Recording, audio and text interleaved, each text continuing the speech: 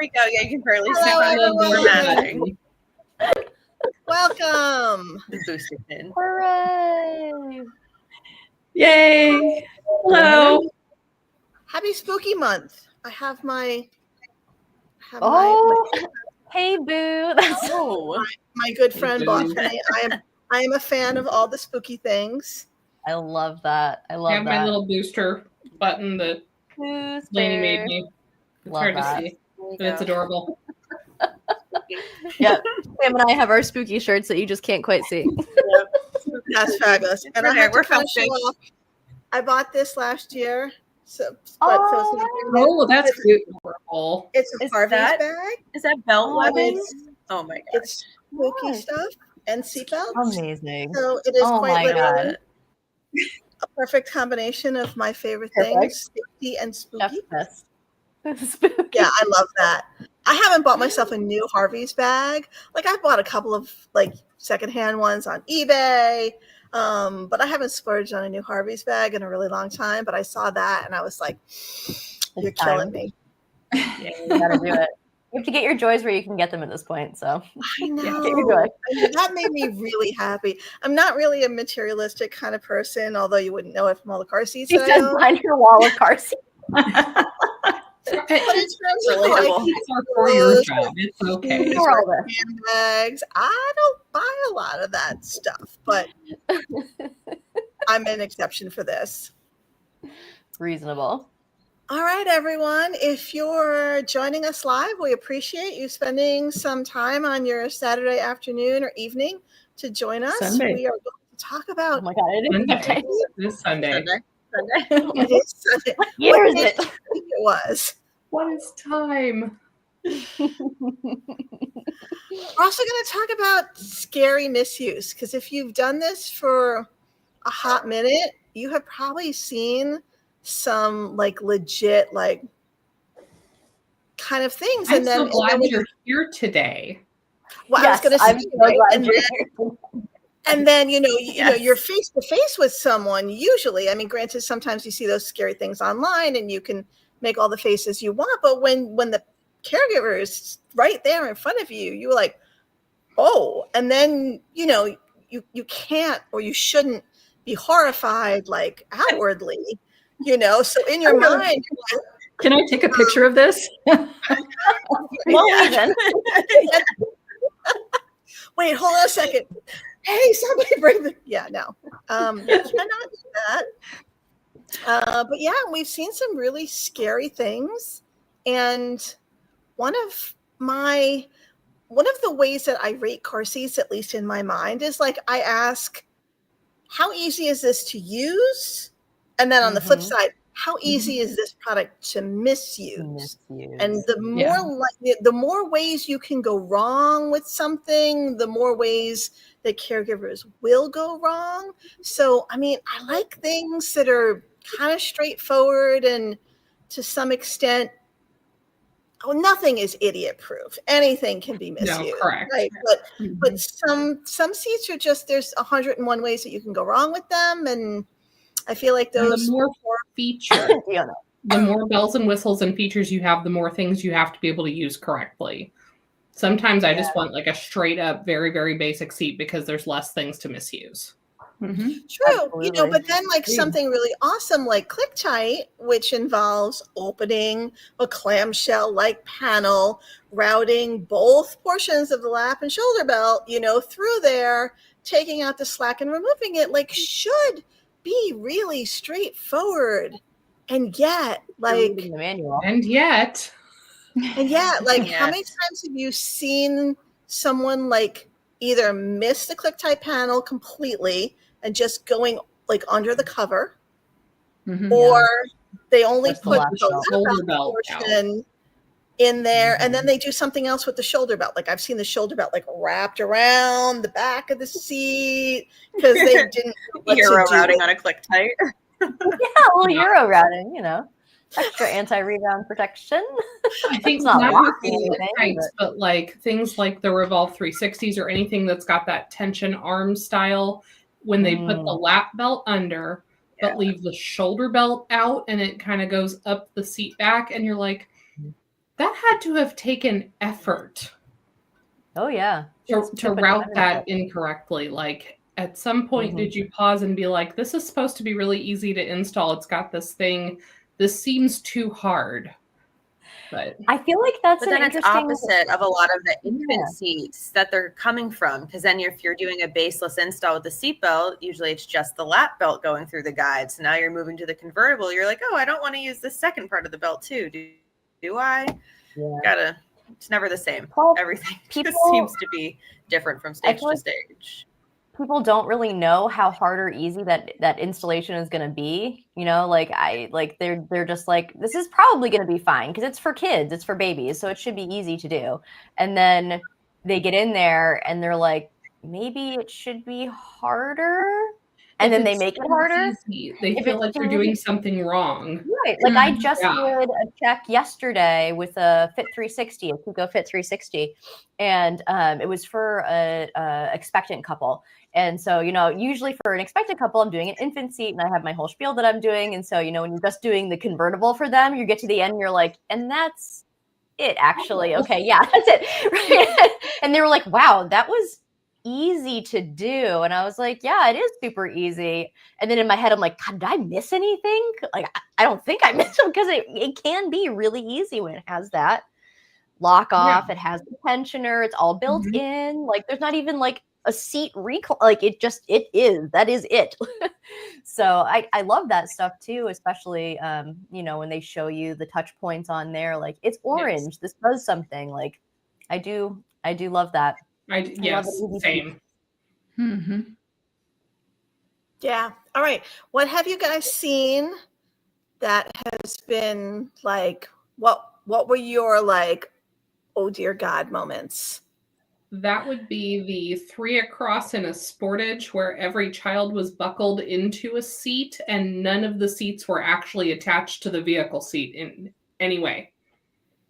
That's whatsoever. That's a good one. They literally just plopped on there and they were there for help. And we're so glad that, you know, you need help, but like, you know, preschooler projectiles, toddler missiles. That's when I have kids show up that are in like a convertible seat and the seat is not installed, but the seat belt is over the child. The child is harnessed to the seat and then they've like thrown the seat belt across like the whole assembly. Yeah. There was effort made. Yes. You know? They absolutely tried. I've seen that. But the ones where it's just an extended fit 2-in-1 that's being used as a 3-in-1. Seen that? Yes. Mm-hmm. At my certification course, I remember that we had a family drive in with the baby on mom's lap in the back seat. End of list. There was no seat. Yep. Mm-hmm. It was. I think the seat was in the trunk maybe or something, and they just hadn't installed it. And so our instructor, you know, brought us aside because we were like infant techs. You know, like we were just, that was literally our certification. Like that was it. That was the sign-off event. And she was like, you need to get it together. They are here for help. This is what's going to happen. We're going to give them a car seat if they don't have one. And so that was our crash course in like, fix your face in front of people. Yeah. That's a skill set that you learn. And obviously you learned it very quickly. If you did not already possess that skill set, you learned it quickly, but that's really an important part of being professional and respecting the parents and caregivers is to fix your face. As my good friend Louisa would say, neutral face. Neutral face, that's right. I try to find just one thing, even if it's just your child's in the back seat. Like I had a baby show up somewhere like 8 to 10 months old in a baby trend infant carrier. They drove almost an hour to this clinic for help. There was not a single component of the harness in that LI-35. Not a crotch buckle, no harness webbing, nothing. It was the plastic shell with the child in it. Caregiver was sitting in the back with their arm over the seat, like holding, and they drove almost an hour that way to get to this clinic. And it's one of those, and This would be an appropriate seat for your baby if it had a harness. They're rear facing, they're in the back. That's awesome. Great job. I'm so glad you're here today. Let's get you a functioning seat. Yes, with a harness. Like, they came. Yeah. One Sometimes thing, that is the thing. One thing. They're there. Yeah. Yeah. That was like knocking on the wood. Like, thank you that you made it here. Let's. And look, and the reality is that most of the times and most days, you're not going to crash. You know, I am a child of the no car seat era. Like we as kids called shotgun for the front seat and rode completely unrestrained. You know, I like to joke that I had what was called the mom belt, right? Where mom was to keep me from flying out the front windshield. Thanks, mom. Right. And so I'm alive, and most of us manage to, right? Like, so the likelihood that you're going to get into a wreck on any one given day is small. And some people go their whole lives riding unrestrained, you know, and they're just lucky. But I mean, we also know that, like, unfortunately, crash data indicates that crashes are up. You know, we've erased some of the gains that we've made, you know, in the prior 20 years. Even if you just drive anywhere, like, it doesn't even have to be on city roads. Like, people drive like lunatics lately. Correct. Like, everyone went feral during the pandemic and has not come back. Right. And so, like, driving is quite literally the most dangerous thing you do every single day. But when you get in the car every single day and nothing bad happens to you, people become complacent and they make the mistake of thinking that nothing bad can or will happen to you. I mean, I remember when I totaled the Mustang, when I totaled the 73 Mustang into a tree, pregnant with our first child, like, I remember sitting on the side of the road, like, bleeding from my head. And this guy who was a first responder, like, saw me go down the embankment and crash. And so he jumped out of his car and he came running to me. So I had a trained EMT within 30 seconds of me exiting that vehicle. But I remember this, the only thought that kept going through my head is, like, this can't be happening to me. Like, things like this don't happen to me. Like, it was a sense of disbelief that I had just totaled this car and now it's on fire and I'm bleeding from my head and my baby, and just, but it was such a shocking wake up call that, like, something like this, because it had never happened to me before. I don't recall ever using a booster seat as a child. Late 80s baby. Like, once we were out of a harness, we were just that was it. That was it. And at the same time, like, that doesn't make it okay for my kids to ride that way. Exactly.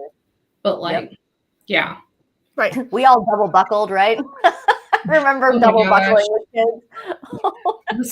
This is part of why I am the way I am with boosters, is because I was an elementary school teacher before my kids were born, and I worked the pickup line. I worked the rider line. That's eye-opening. I had one principal, one of the schools I worked at, who was just fantastic, where she's like, I can't control how they got here, but she wouldn't release kids unless there was a back seat with their own seatbelt. Oh. We had home daycare try to pick up 6 children in a sedan. Oh my God. Their plan was to put the 3 smaller kids on the laps of the 3 older and double buckle. I mean, yeah, in the 90s, we would do that and be like, well, this is safe. This was like about 2011, 12. Yeah, that's not okay. I mean, it wasn't okay back then either. But like, would not release them and called every one of their parents. Yeah. Because it's like we had no idea, right? You've got this person who's agreed to drop off your kids at school or pick them up from school or both. And no one gave the second thought. Yeah. Yeah. I want to take a look at some of these comments. Yeah, I was going to say, look at them. For a favor. Carly's a ceiling mounted seatbelt that was not assembled. I have seen that before, Carly. Absolutely. Yeah, it's got a gray. It's the handle up infant seat. I've seen that, especially in Subarus. They have that from like the rear, like the back of the thing, and then they pull it forward, and they're like, "This doesn't seem to be working right, but I think I got it." And I'm like, "You definitely did not, but that's cool, man. We'll fix it. We'll fix it." I feel like I want to know what Julie's doozies are because she's probably seen. Oh, some yeah. things. Yeah. Yep. All right. For so sure. Julie, first of all, shout out Julie Gregory. Julie has been involved in child passenger safety for forever. Maybe not forever, but for a very long time. And I appreciate her so much. I pick her brain all the time, and she's just such an incredible asset to this community. So Julie, we thank you. We love you. We hope you never stop doing this. That was like the cool kids in motion moment for me. Somebody was talking about the tattletale car seat. Yeah. Like Bob's like describing it, and suddenly Julie's like, "No, it looked like that." And I'm like, "I'm seeing." The company was called Lennox. It was Lennox Tattletale. It made me so happy. I was like, I love seeing the live version of this. Yep. All right. So Julie, I think we were talking about click tight, and Julie said right over the whole thing. So I guess seatbelt right over the whole click tight panel. Yeah, we've seen that. And then the comment about here's an extra strap. Let me click it to something. The feathers on the grow and goes. Yes. And then Sarah. I've seen a binder ring, like, you know, if you hole punch roll paper and put like a metal binder. I've seen that in the spot of a splitter plate and a zip tie.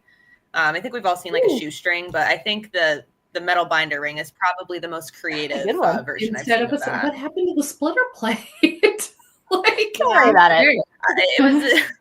Who knows? Someone probably took it off to wash, and then a coat hanger that had been up in lieu of a splitter plate. So that was. I think I've seen like DIY splitter plates. Usually, I just see things attached to things in the vehicle that they should not be attached to. Right. I think if you do this long enough, though, you will, like, you never want to say something like, now I've seen it all, because I assure you have not seen it all. No, you there will still be things out there that will blow your mind. The seen it all moment for me was the, it was an 8-seater Odyssey. Every seat in that house was packed. And I fold the captain's seat down to get to the kids in the back row, and you know those like little tykes, like the push and ride little scoot along like cars where it's got the handle they can push or they can sit and scoot. There was about a 3 or 4 year old sitting on one of those because he brought it along for the ride, and he was like, "Look, miss, it's my car seat, get it?" And like joking with me in the car. In the car. Like it had been in the back hatch, and he like grabbed it out and was just like playing in that third row. It's my car seat, get it? And I was like, oh, that's hilarious, little man. Let's get you. Get this kid a comedy tour. So don't bump. Right? Yeah. So Sarah says she saw a car seat last week that had been expired since 2011. Ooh. So I think I not that long ago too. So that more than likely that was made in 2005 and then expired after 6 years. So yeah. Yep. And then Carly says she had a grow with you recently with a ceiling mounted seatbelt, and only that portion was routed through. So they didn't connect it down. They didn't assemble the seatbelt. Yeah. And then Sarah also says she's seen a 3-year-old in a vehicle without a car seat. Yeah, we've all seen that. Mom was pregnant and had 2 car seats for the unborn baby, but none for the 3-year-old. They're old enough. There was a family about a year ago who had a doona for the baby and then nothing for the 2-year-old. The 2-year-old was just completely unrestrained. Free balling. I was like, going around back there. You know, it's like once they hit 2, they're safe. They can handle it old enough. Usually when I see that, it's the same car seat. That's the New York State of mind, right, Kecia? Younger siblings, and we couldn't afford a car seat for the older child. And that's So why like they're the there. baby was in like the bucket seat, but the 2 and 3-year-old were in nothing, but it was because they handed that child's seat down. Right. Yep. But I guess I what can you believe it got me was nowadays. like you had a $600 because it was a legitimate Duna, and granted they might have bought it secondhand, right? But you have Yeah. this very Marketplace. expensive product for your baby, and then your 2-year-old just good luck. Yeah. Yeah, that's Anyhow. a tough one. Good luck. But I mean, to be fair, just like Emily was saying, like I'm an 87 baby. I don't remember sitting in a car seat. I know that I came home from the hospital in one, but for my memories, I never remember sitting in one. And I am a small human. So there's absolutely no way that I should not have been in a booster seat until I was like 13 years old, because there's no way I was getting a good fit in that belt. Absolutely not. So like they probably remembered like, well, I didn't sit in anything, so this is probably fine, right? And unless you're chronically online, you're not getting that information. I know that when I take my kids to the pediatrician, they don't talk about car seats with me, but when they send you the little after visit summary, they'll be like, these are the things we discussed and car seats are on there. And I'm like, well, you definitely didn't talk to me about that. We didn't talk about this.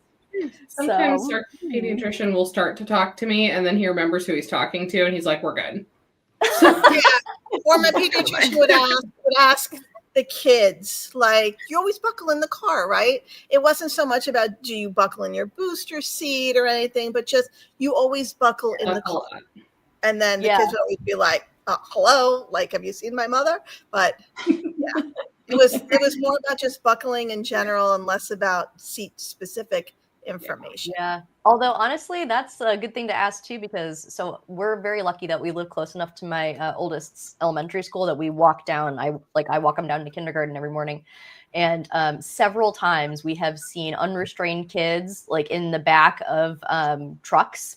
And we live like in an area that's not like famous for trucks, but like they'll just be like, oh, let's just pop in the back of the Jeep truck or whatever and like drive down the hill to every time we see it.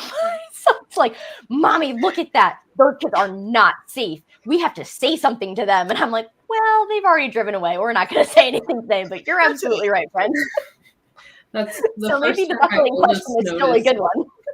We have people, I routinely see heads that you can barely see over the top of the dash in the front seat, but I've also seen people driving, not just like as a passenger, driving with a baby or toddler in their lap. That I don't see. That's unusual around here. But wow, that's even my literal children are like, ooh, that's not a good plan. Although, you know what else I see here a lot? Not people driving with like infants on their laps, but with their dogs on their laps all the time. Which is not a human child, but it's still going to go directly into your abdomen when the airbag goes off, and then you're both going to be SOL. So I said that to my own mom. I was like, you have to stop driving with a dog like this. You have to stop doing it. You need to put that dog in the back seat. And now she drives with her in the back seat. So I've made a positive impact. Yeah. Wow. Yeah. I mean, honestly, that could be a whole nother live stream just about misuse. But yeah, never say you've seen it all, because there will be always something waiting for you next week that is going to blow your mind. You do have to remember that neutral face, and you know, you can be thinking whatever you want to be thinking inside your head, but it is really important that we continue to be professional when we're one-on-one with caregivers and trying to understand the rationale, perhaps, of like, why is this why is this situation? You know, clearly you care enough to, I mean, it's different if you're in law enforcement and you've got somebody pulled over on the side of the road. You know, none of us are really in that situation. So people are coming to us voluntarily, you know, and maybe they're coming because you're working with a distribution program that gives away free seats. Maybe that's their reason for coming to you. But regardless, people have come to you voluntarily, and you owe them some respect. And however, though, like there are times where a perfect example was, I can think of one situation, it was less than a year ago, where I opened the back seat to the car door and my brain did not know what to look at first. Should I look at the 3 or maybe 4-year-old who was forward facing in an infant bucket? Should I look at the 2 kids in the middle who had been strapped together in one seatbelt? Or should I look at the fake Duna that was behind the driver? That's Like, a lot. Good. That's a lot of fun. it was a lot. My brain was like, burp, burp. Like, because normally, like, you open the door and you zone in on something, right? And my brain did not know what to zone in on first. It was just like, it was a whole lot. And grandma was there with the parents. So I have 2 adults in the front seat. And what wound up happening was one of the sheriff's deputies who was there at the event drove grandma home in his car. He was leaving anyway, and he's like, "Oh, where are you going to go to?" Okay, sure, I'll drop you off. Yeah. And then we put one of the older kids in a booster in the front seat, and got the other 3 kids, situated in the back seat. But wow, that was a lot for one car. Yeah. And it's always the loveliest families. Like, it's, I don't know, like, they want help. They are there for the loveliest people sometimes. And you're just so thankful that they were there and that you had an opportunity to provide some assistance. Yep. Absolutely. All right. Listen, on that note, we want to talk about booster seats because it is booster season. And, these poor big kids in their booster seats just don't get a lot of attention. Skelly. I love it. Skelly's making local tours lately. He's done some events. They come. That's a really good attention getter. People are like, "Oh, I can't unsee that." Yes. That's amazing. If you have an opportunity to do like tabling at a community event or anything injury prevention related, having a skeleton with you is always just, it draws people in. Like, kids love skeletons. It's a great way to just talk about things related to skeletons. And I mean, this guy here, we call him Mr. Bones. We take him to most of our classes because I use him to even teach adults about booster seats and proper belt fit. And who doesn't love a great skeleton? Right. And this is the season to buy a great skeleton. As a matter of fact, this guy is like, I think 3 feet tall. I want to find a 4 foot tall skeleton. Usually, light went out. Oh no. I love these energy efficient buildings that are like, I'm sitting still and suddenly it's like, the lights go out. That's it. No more light for you. Yes. It's your skeleton to dance. I know. Eileen. Dance macabre.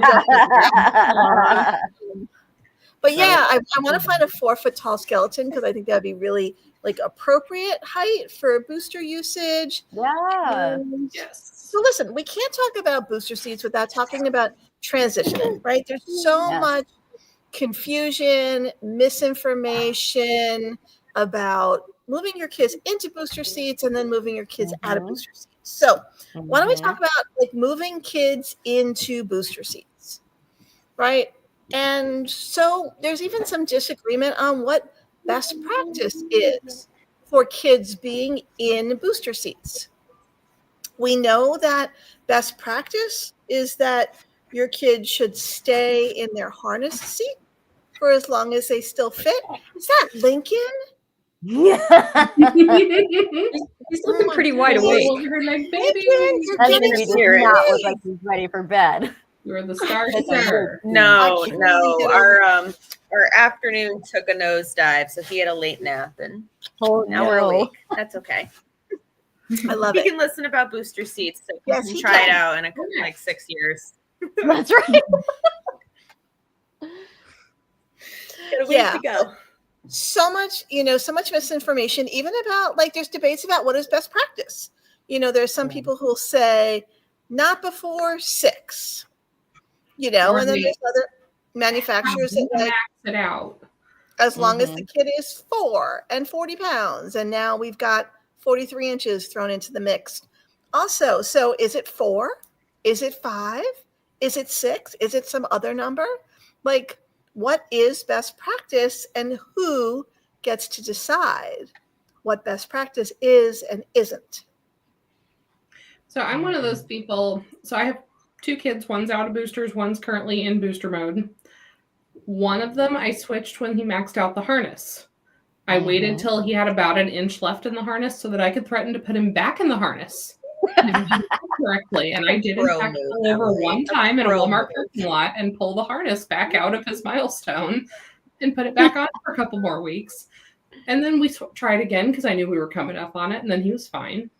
Yeah. So one, I switched when they maxed out. One, even if he probably could have stayed harnessed for about another year.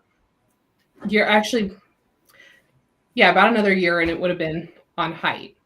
But he's about 6.5, sat perfectly well in a high back booster, fell asleep. That was the biggest thing. I had him in a high back booster for occasional use for grandparents because I could trust my child to buckle himself into that booster better than I could trust the grandparents to buckle the harness.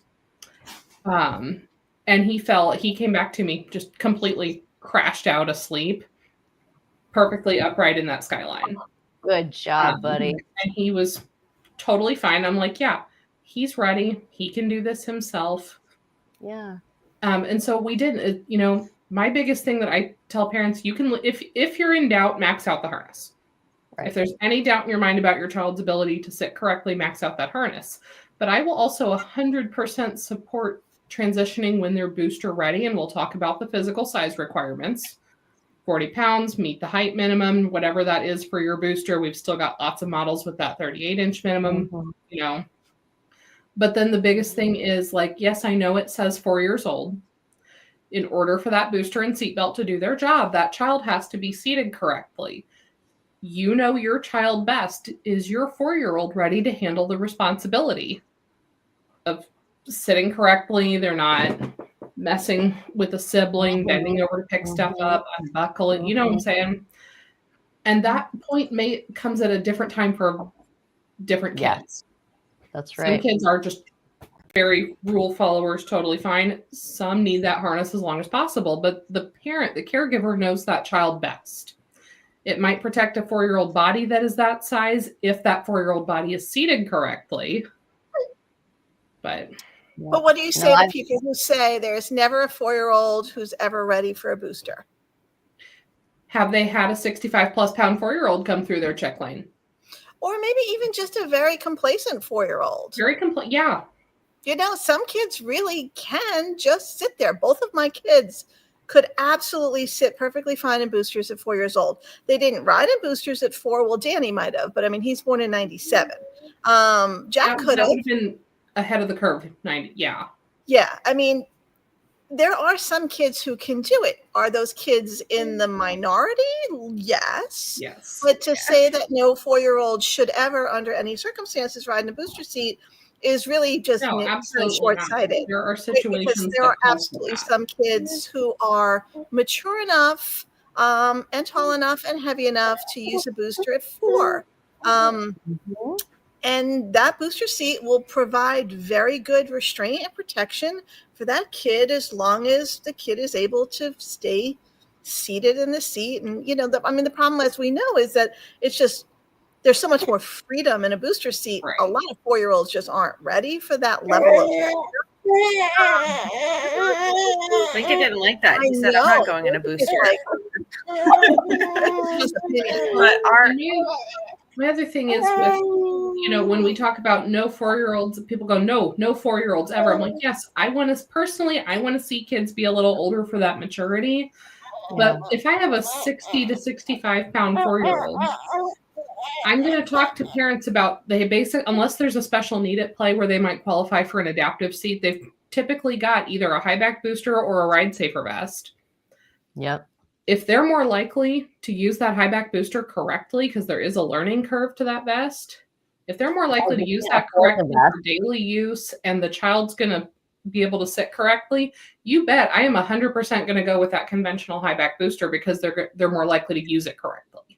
Yeah. But, I mean, just like anything car seat related, you can say what you want about you have to or you must or whatever, but everybody's body is different and everybody's situation is different, and not everybody has however many dollars for a ride saver travel vest, right? And not everybody has the ability to use one of those. And Correct. So it's the same discussion that we have about every other car seat related thing. There's so much nuance in everything, and just blanket statementing things is not super helpful because not everybody's going to fit that blanket statement. Like, so my oldest is turning 6 in December. So he's just basically like a year younger than Sam's oldest. And he weighs maybe 30 pounds, maybe 30 pounds. Wow. So he is still rear facing in his marathon because first of all, we don't care. It doesn't matter to us. We don't drive around in the car that much, and he doesn't need to get in and out by himself. It's not that big of a deal. But like, would somebody else's almost 6-year-old be rear facing in their car? Like, no. Would I make somebody else do that just because my kid is? Absolutely not. That's insane. But like, my kid's not going to be able to fit in a booster until much later on than everybody else. It's just like, there's so much variability in size of kids and maturity of kids. Like, it's really hard to just, you know, to see people being affected by these blanket statements that are out there and being like, well, I can't because I heard somebody said, and you're just like, I'm so sorry that you heard that, basically, because your life could have been so much easier or different if you made the choice that was right for you and your family and your child. And Julie makes an excellent point. She says a lot of parents don't realize their own role in helping a kid sit correctly in a booster. I think something that I see rather a lot in my area, at least, is folks wanting to move their 2, 3, 4-year-old into a booster because they're trying to undo their chest clip. And they think that being in a booster is going to help that. I'm like, if your child doesn't have the expectation to stay seated, if they don't have the expectation to stay buckled, and they're not doing that in a harnessed seat, it's going to be 10 times easier for them to unbuckle that seatbelt. That's not going to resolve your problem. Or move the belt around, or wiggle out. Like, we as parents, and caregivers have a responsibility to help encourage those safe habits. But the car seat and the booster seat's not going to do that parenting for you. Yep, that's absolutely that's true. A whole other soapbox that I like Emily's threat of, I'm going to put you back in the harness seat, because that can be incredibly effective. That way for the reason. Not for every kid, obviously, but for the majority of kids who enjoy, you know, they enjoy what they see as a graduation into a bigger kid seat. They do not want to lose that privilege. So sometimes just the threat, but you have to be willing to follow through with it. And you have to be able to follow through. Don't wait till they're already maxed out. Don't say you're going to do it and then not do it, because the kids will call you out on that all the time. But and the fact that you did it and then made him ride harnessed again for a few weeks, like, bet you didn't have that problem again after that. Generally, no. And he did fine after that. Now, not to say that, you know, we don't. I mean, it's sometimes I look at him and I'm like, well, you know, when your mother looks at you and goes, I hope you have a child that's just like you. I look at him like, you know, you are your Nana's dream come true. But I sometimes think that to myself. I'm like, yes, this is the child that I deserved. And sometimes it's great because you like, sometimes it's we vibe and sometimes it's this instead of but very much. But it's good to, I mean, I just think that that's a really important point too when we're talking to caregivers, is making sure that they understand that car seats won't parent their kids for them, and like chest clips, sitting up straight in a booster seat, whatever it is, like it's not the manufacturer's job to create something that's escape proof or something that always makes them sit the right way. That's not the point of the device. The device is there to be used correctly and keep them safe. And also your job as a caregiver is to teach them how to use it correctly and model good safety behavior and do all of that stuff. So yeah, I think that's a really good thing to, you know, if somebody's coming to you, I know that I used to feel this way when I was a brand new tech, is like if somebody would come to me and be like, my child's unbuckling, I would feel like I had to solve the problem for them and be like, let's see if we can come. Like, okay, but the first line of defense is always, what have you tried to stop them from doing that? Like, have you tried any behavioral intervention, which is going to be the long-term solution? And fit and install and parent your kid. That's right. But you know, I mean, you do have to dig a little deeper. Like, all right, what else is going on? I mean, because there's a big difference from a 3-year-old who's just pushing your buttons because that's what 3-year-olds do. Or, you know, maybe you have a 6 or 7-year-old who's got sensory issues and is on the spectrum and I mean, because how the suggestions that I may give you for your 3-year-old who's pushing your buttons is going to be very different from a 6-year-old with. And that's right. Can we just backtrack for a second to sensory issues? There are so many kids with sensory issues. It's almost like one of the first things that I ask about now, because you'd be surprised at things that parents don't tell you until you ask. So they'll be like, yeah, right. Yeah. Are you aware, like, does your kid have sensory issues? And then they're like, oh my goodness, yes. I'm like, okay, so let's, Right. and believe it or not, I know like somebody's going to flame me for this, but I'll say it anyway. Sometimes loosening the harness a little bit and sort of taking that pressure off of them is enough so that they can tolerate it. I saw somebody like their life hack was that they would almost over tighten when they first buckled in and then loosen it just a little. Yes, so it still passes the pinch test, but it gives the child the sensation that it's been lifted. My youngest is very like that. And she's always like, no, it's too tight. And sometimes I'll literally go in and like pretend to press the A-lock and not do anything and just kind of do this at the chest clip a little bit.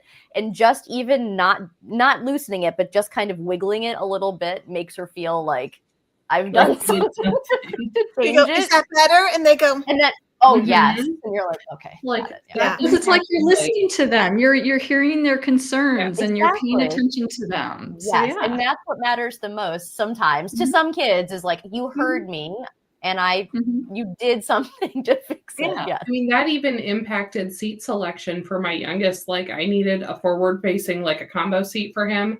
I went with the transitions over a MyFit, even though I knew the install was going to be tougher because the harness pads were optional and removable and he does not tolerate, you know what I'm saying? I'm like, he would not have tolerated a MyFit. Yeah. So. Yeah. Right. And that's another thing just to consider, like if you are already aware of your kid's sensory issues, some of these car seats with grippy harness pad covers or hugs pads or your own sensory issues. I was just or like the chili spin that has those really like hard, thick covers that used to be mandatory. Like you almost want to know that before you buy the product because I mean, you always want things that are optional. Like harness strap covers are great if your kid wants them, but ideally they're optional. The turn and go. The turn and go. That has the gel. That had like, it has the top part of the harness cover that Velcro's off, but then there's like the permanently attached part and it's like gel on the back. And I'm like, that like makes me like physically you don't like that. Can't do it. Can't do it. I mean, like, RIP, like baby stores that had lots of seats that you could look at. Now it's like Target, or if you have money, Nordstrom. That's kind of like it, unless there's a boutique shop near you, Target, which like Walmart, Meijer isn't always. And you can't even look at and you're like trying to advise caregivers about like what seat to buy. And you're like, well, like honestly, like if you have an older kid, like having them sit in it is a way for them to get buy-in of like, oh, I like this. It feels comfortable. Like we were just talking about the Joy Basil, right? Like that booster is so comfy. It has that memory foam. It feels nice, but most people are never going to never going to be able to touch and feel it. Even at Target, you can't take them off the shelf at my Target. They're zip tied to a high shelf on there. Yeah. I just like, I wish that was an option more so that people could actually try these things. Well, they do. They buy them, they try them, they decide it's not for them, and then they return it. Yeah. So there's a lot of that. Won't take the returns, and they'll be like, you can't return a car seat or whatever. And I'm just like, oh my God. Like sometimes, well, I mean, it shouldn't be it shouldn't look obviously used, right? The cup holder should be gross and, like. some of the manufacturers will, like, if you do a return, it's got to be unused, even if it's open, like still have all the tags attached, and they'll send it to somewhere like Rebel. Yeah. Instead of for an open box return or whatever. Yeah, but I feel like that's the problem is that people will be like, this is my car seat, and they'll open it up and they'll cut all the tags and they'll take it out of the plastic and do everything and then put it in the car, and then like 3 weeks later their kids are like, I hate this isn't comfortable, or I don't like this, whatever it is, and then they're like, now I want to return it because they didn't understand, right? And then you're not even in return territory anymore. They've cut everything. But I mean, Amazon will take it back. Target will take it back. Walmart will take it back. It's a question of what they do with it. You know, when you return these seats that are obviously, even if they're lightly used, it's obviously not brand new, unused. I think most of that stuff just goes to a landfill, honestly. I know, it's too bad. But again, what else are you supposed to do, right? When you don't have any option, or you buy something like, maybe you love that Callisto G360. It's a really sweet car seat. Like it's got great features. I love the swivel, but the thing weighs like 35 pounds. You know, it's a big guy. Yeah. When my Callisto G360 was delivered, I got the FedEx notification that it was on the way, and I got another text message from FedEx that said it had been delivered. So I go to my front door, and there's no box. And I'm like, huh. So I walk down my driveway, and there's the box sitting like behind my van in the driveway. And I'm like, oh, that's weird. It was too heavy? That the guy didn't like carry it up to the door. They always leave things at the door. And then I went to pick up this box. I couldn't move it. I had to call Jack and say, come out to the driveway and help your old mom. Because the thing was so heavy and the box was really big. I couldn't even get my arms around it. No, it's impossible. Yeah. You might get that and then be like, oh, this is, I can't move this from vehicle to vehicle. Like, truly, I would like to see the chart that shows us like the weight of car seats over time, because I feel like they may be started out heavy and then they kind of like got lighter and then maybe they're getting heavier again. I mean, the heaviest besides the Baby Ark, I think the heaviest seat is a Fook. Just going by last weight limits. Right? Last weight limit, I think for the Baby Ark is 15 pounds. Yeah.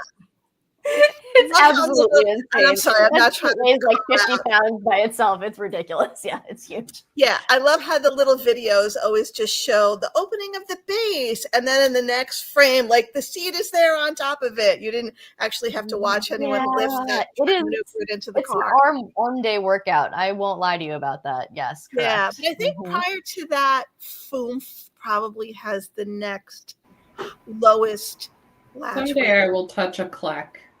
I have never touched a Kleck in my life. I'm not surprised. That's not your demographic. No, it really isn't. Oh, how heavy is the Baby Ark? It's just shy of 50 pounds altogether. I think it's 47 pounds or something, and that's later than that. That's together, right? So, but you're never carrying them both together. You wouldn't be able to. Two separate hands. I've done it. I wouldn't recommend it to other people. That's why Brittany has the splint on her wrist, actually. No. Workers' comp. No, it's not really. Baby Ark. I'm kidding. I forget. No, I did discover it while I was doing the crotch buckle of a Baby Ark, but it was not from that. Just crotch buckles, general category, guys. Yeah. How heavy was somehow we got our How heavy was that Axe Kid?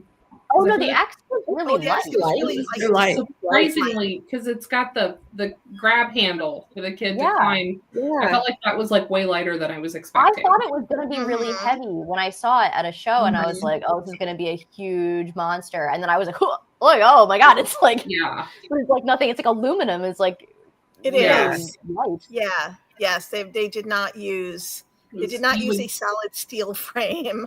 I mean, honestly, heavier like, than it is looking at it, but it's not. It's not terrible. That's a benefit for sure. Right, Lincoln. Lincoln agrees. I mean, we're with you, buddy. Agree.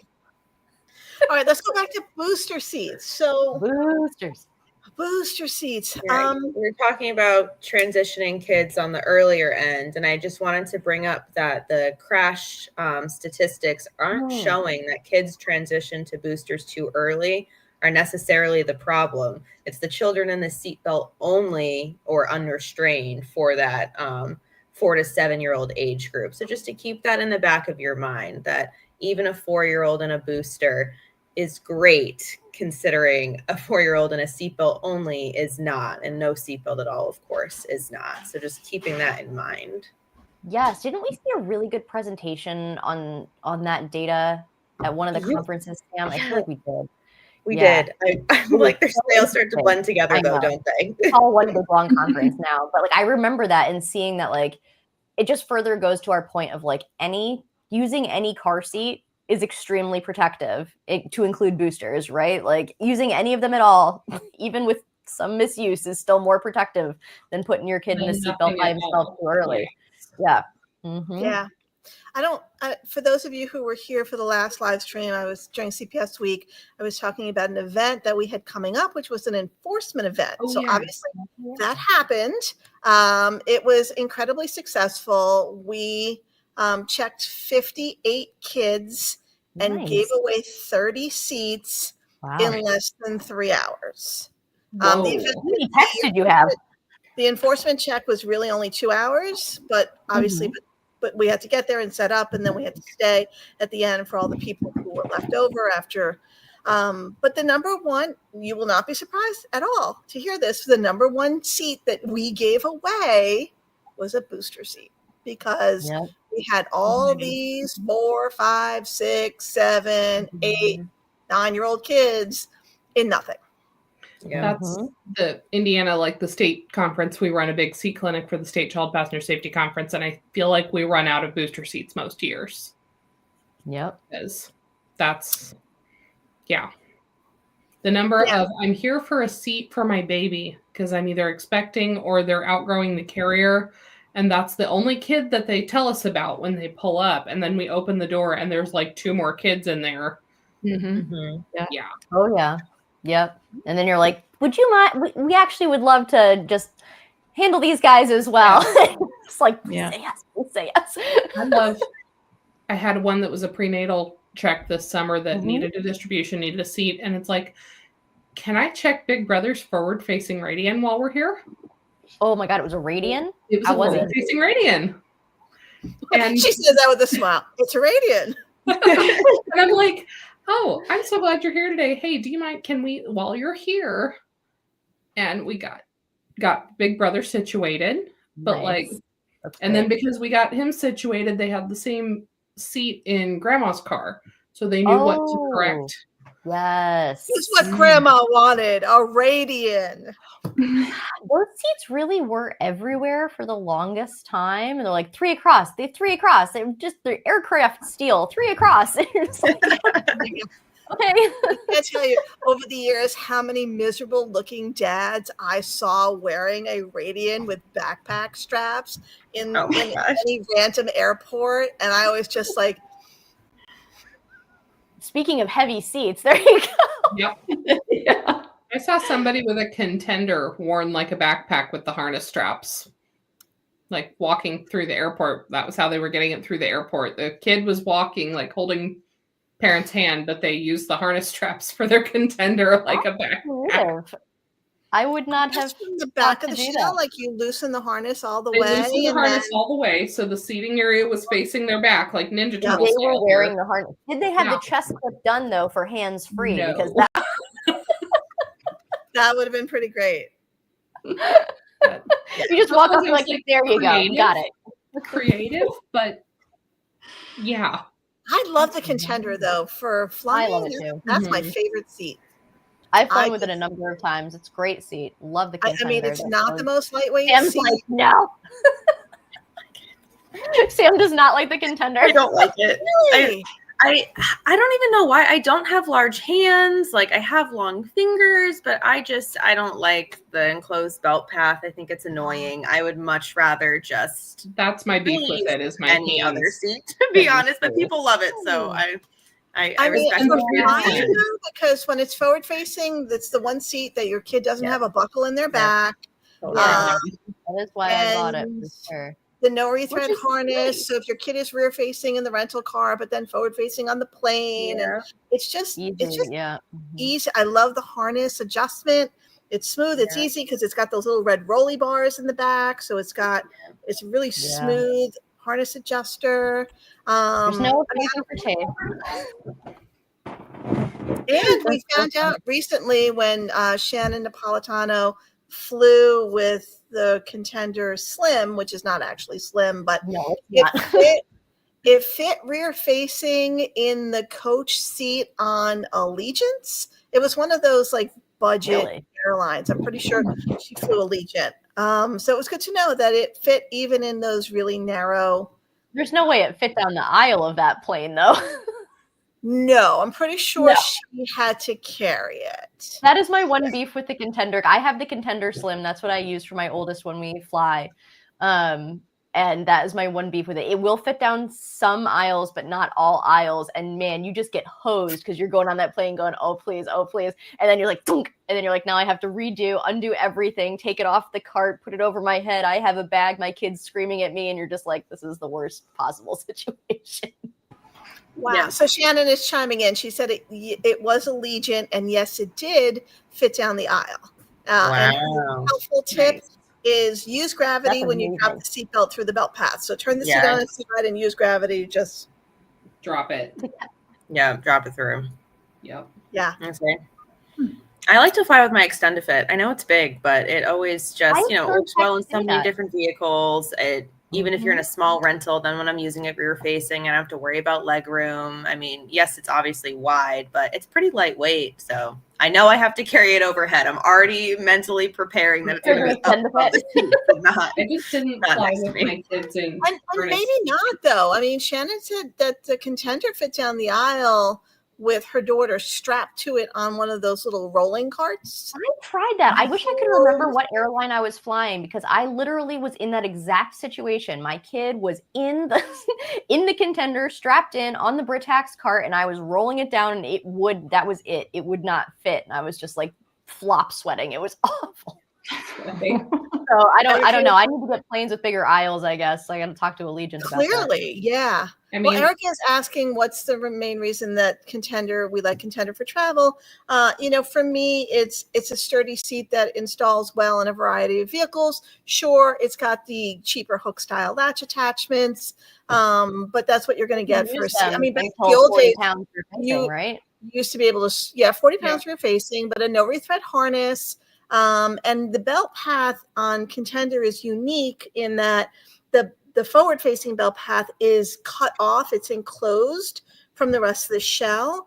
So when you buckle your kid forward-facing on the airplane, normally that big, bulky metal latch plate winds up right in the middle of their back. But on the Contender, they can't feel it because there's literally the shell between the car seat and the belt. Hold on, I've got one. Oh, great. Okay. So here's the belt path on the Contender. This is the forward-facing belt path. So you can see that it goes through. So it's not entirely enclosed. It's just like partially enclosed. So you can put the little thing. And it is, to be fair to Sam, like it isn't huge. Like I don't have big hands. And it is kind of like, it is small-ish. But the fact that it is open in the back here is a little bit helpful too. It's not totally closed like a Radian belt path. But anyway, so that means that when your kid's forward-facing in the airplane, right, like they don't have the buckle in their back because there's like a plastic shell here. So that way, and the mechanism for doing the forward to rear facing is pretty easy. It's literally just this, right? Rear facing, forward facing, whichever one's facing up is the right one that you want. And the latch is good since it's a pretty lightweight seat. I think the latch goes up to 40 pounds rear facing. So you can use latch the whole time. So you don't have to do a seatbelt install rear facing, which is nice. So Sarah says that in Canada, it only rear faces to 35 pounds, which I didn't know. I don't think I knew that either. I didn't know that either. It's probably an anti-rebound thing, I would assume. Oh, we blame everything on that for Canada. We will.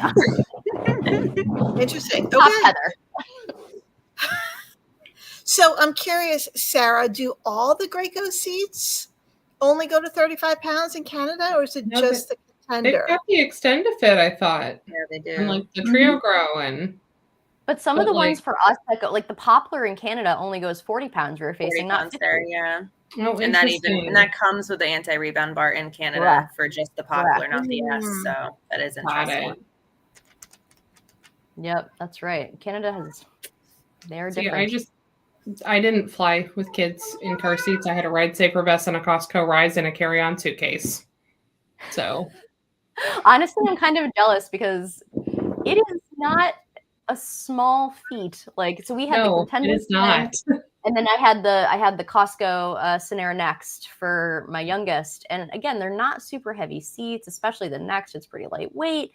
But just navigating 2 kids in car seats, even attached to those great Britax car seat carts, it's still a lot when you have your own bags. You're doing all this stuff. So yeah, I mean, what I wouldn't give in the future to just have a Costco Rise and a tote bag. That sounds amazing. Yeah. My husband didn't understand why I had prescription medications and the child restraints in a carry-on suitcase that I would not check.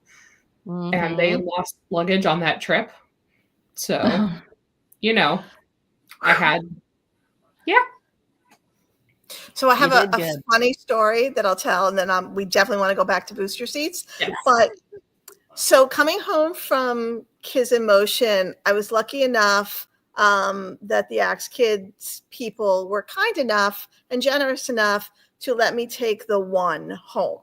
But we had a connecting flight. Just the one, not the up, but the Axe Kid one. So I have an Axe Kid one. It's the Euro version. It's not the North American model. At some point when they're getting ready to launch, we will have the Axe Kid people here to talk about their products. But anyhow, so we have one. They had the box, so we packed it back in its box.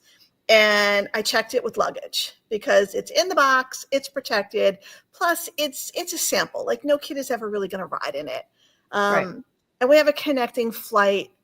We're flying from Madison to Chicago O'Hare, and then we have a connecting flight in O'Hare to get us home to Newark. And there's weather. There's weather in Chicago and in Wisconsin. So we sit at the gate for a couple of hours. Our flight, which is coming from O'Hare, is delayed because apparently there's a ground stop in O'Hare. Like, nothing's moving in and out of the air. Like, okay, so we finally get on the plane and we go to take off, and then it's like, just kidding. We sit on the tarmac. Eventually we get in the air. And so as we're approaching O'Hare, I start looking at the app to see about my connection. Right. And within like 10 or 15 minutes of us landing, the flight home is canceled. Just canceled. Oh, no. I'm like, So as soon as we land, I'm trying to rebook my flight. Now, this is Saturday night. United can't it's me and Jack. Yeah. United can't get us home till Monday. We are going to spend 2 nights in Chicago. Oh, no. And now I'm worried about Axe Kid because I had checked him.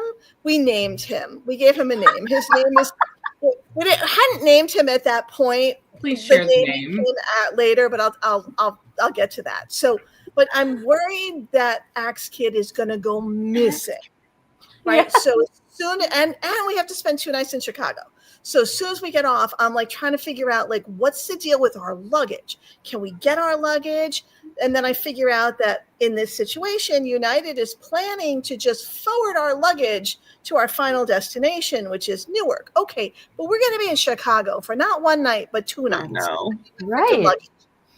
So we stand on this ridiculously long line to finally talk to a human who says, all right, give us the luggage claim tags. We'll pull the luggage. So I have a suitcase, Jack has a suitcase, and then we have Axe Kid. So we asked to pull them, and then we have to wait.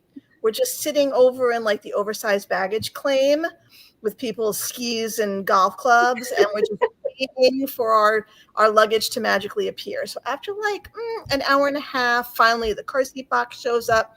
My luggage shows up. Jack's never showed up. We waited for an hour, and then he stood on the line only to be told, yeah, bro, your suitcase is on a flight to Newark. So we had to do without his luggage, but at least we had Axe Kid because I was so afraid that he was going to get lost. But now we have this huge box.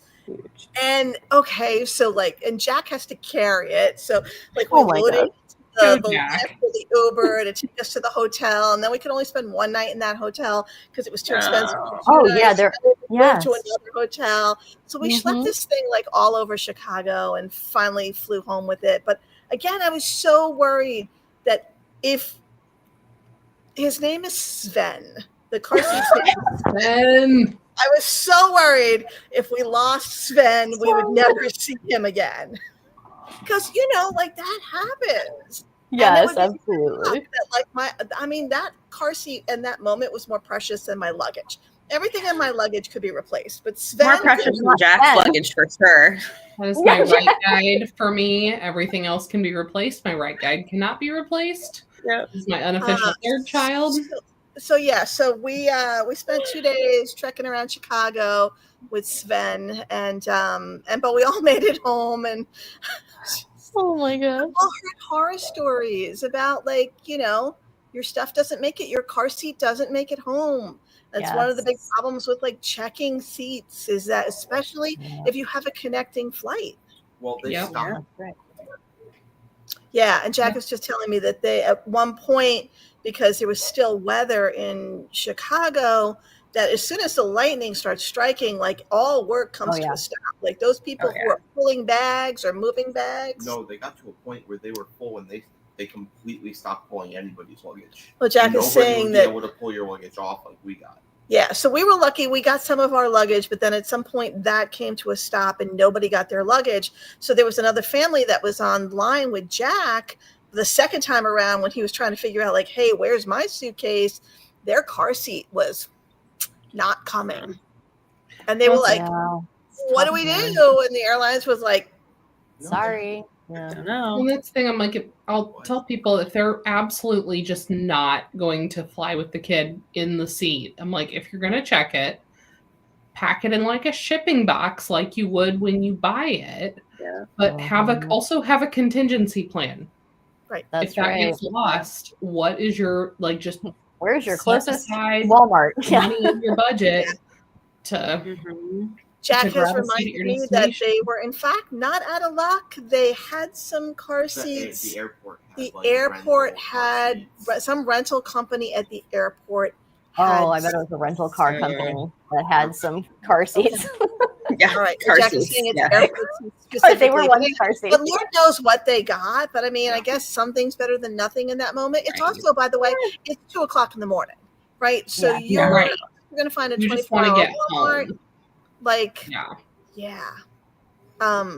Exactly right.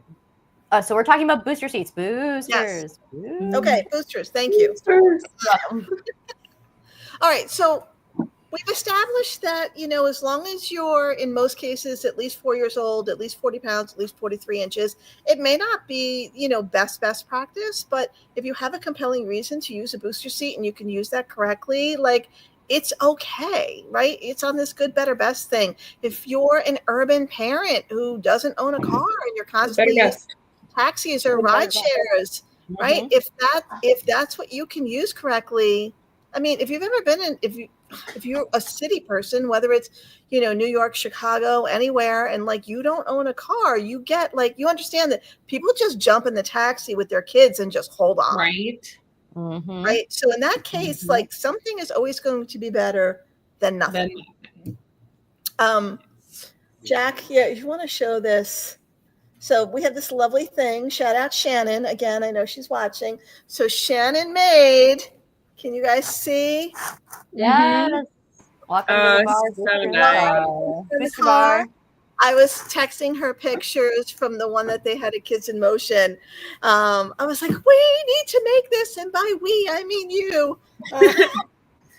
That was my husband's first video project for it's such a wonderful visual, the parents and the kids too, they see it and they go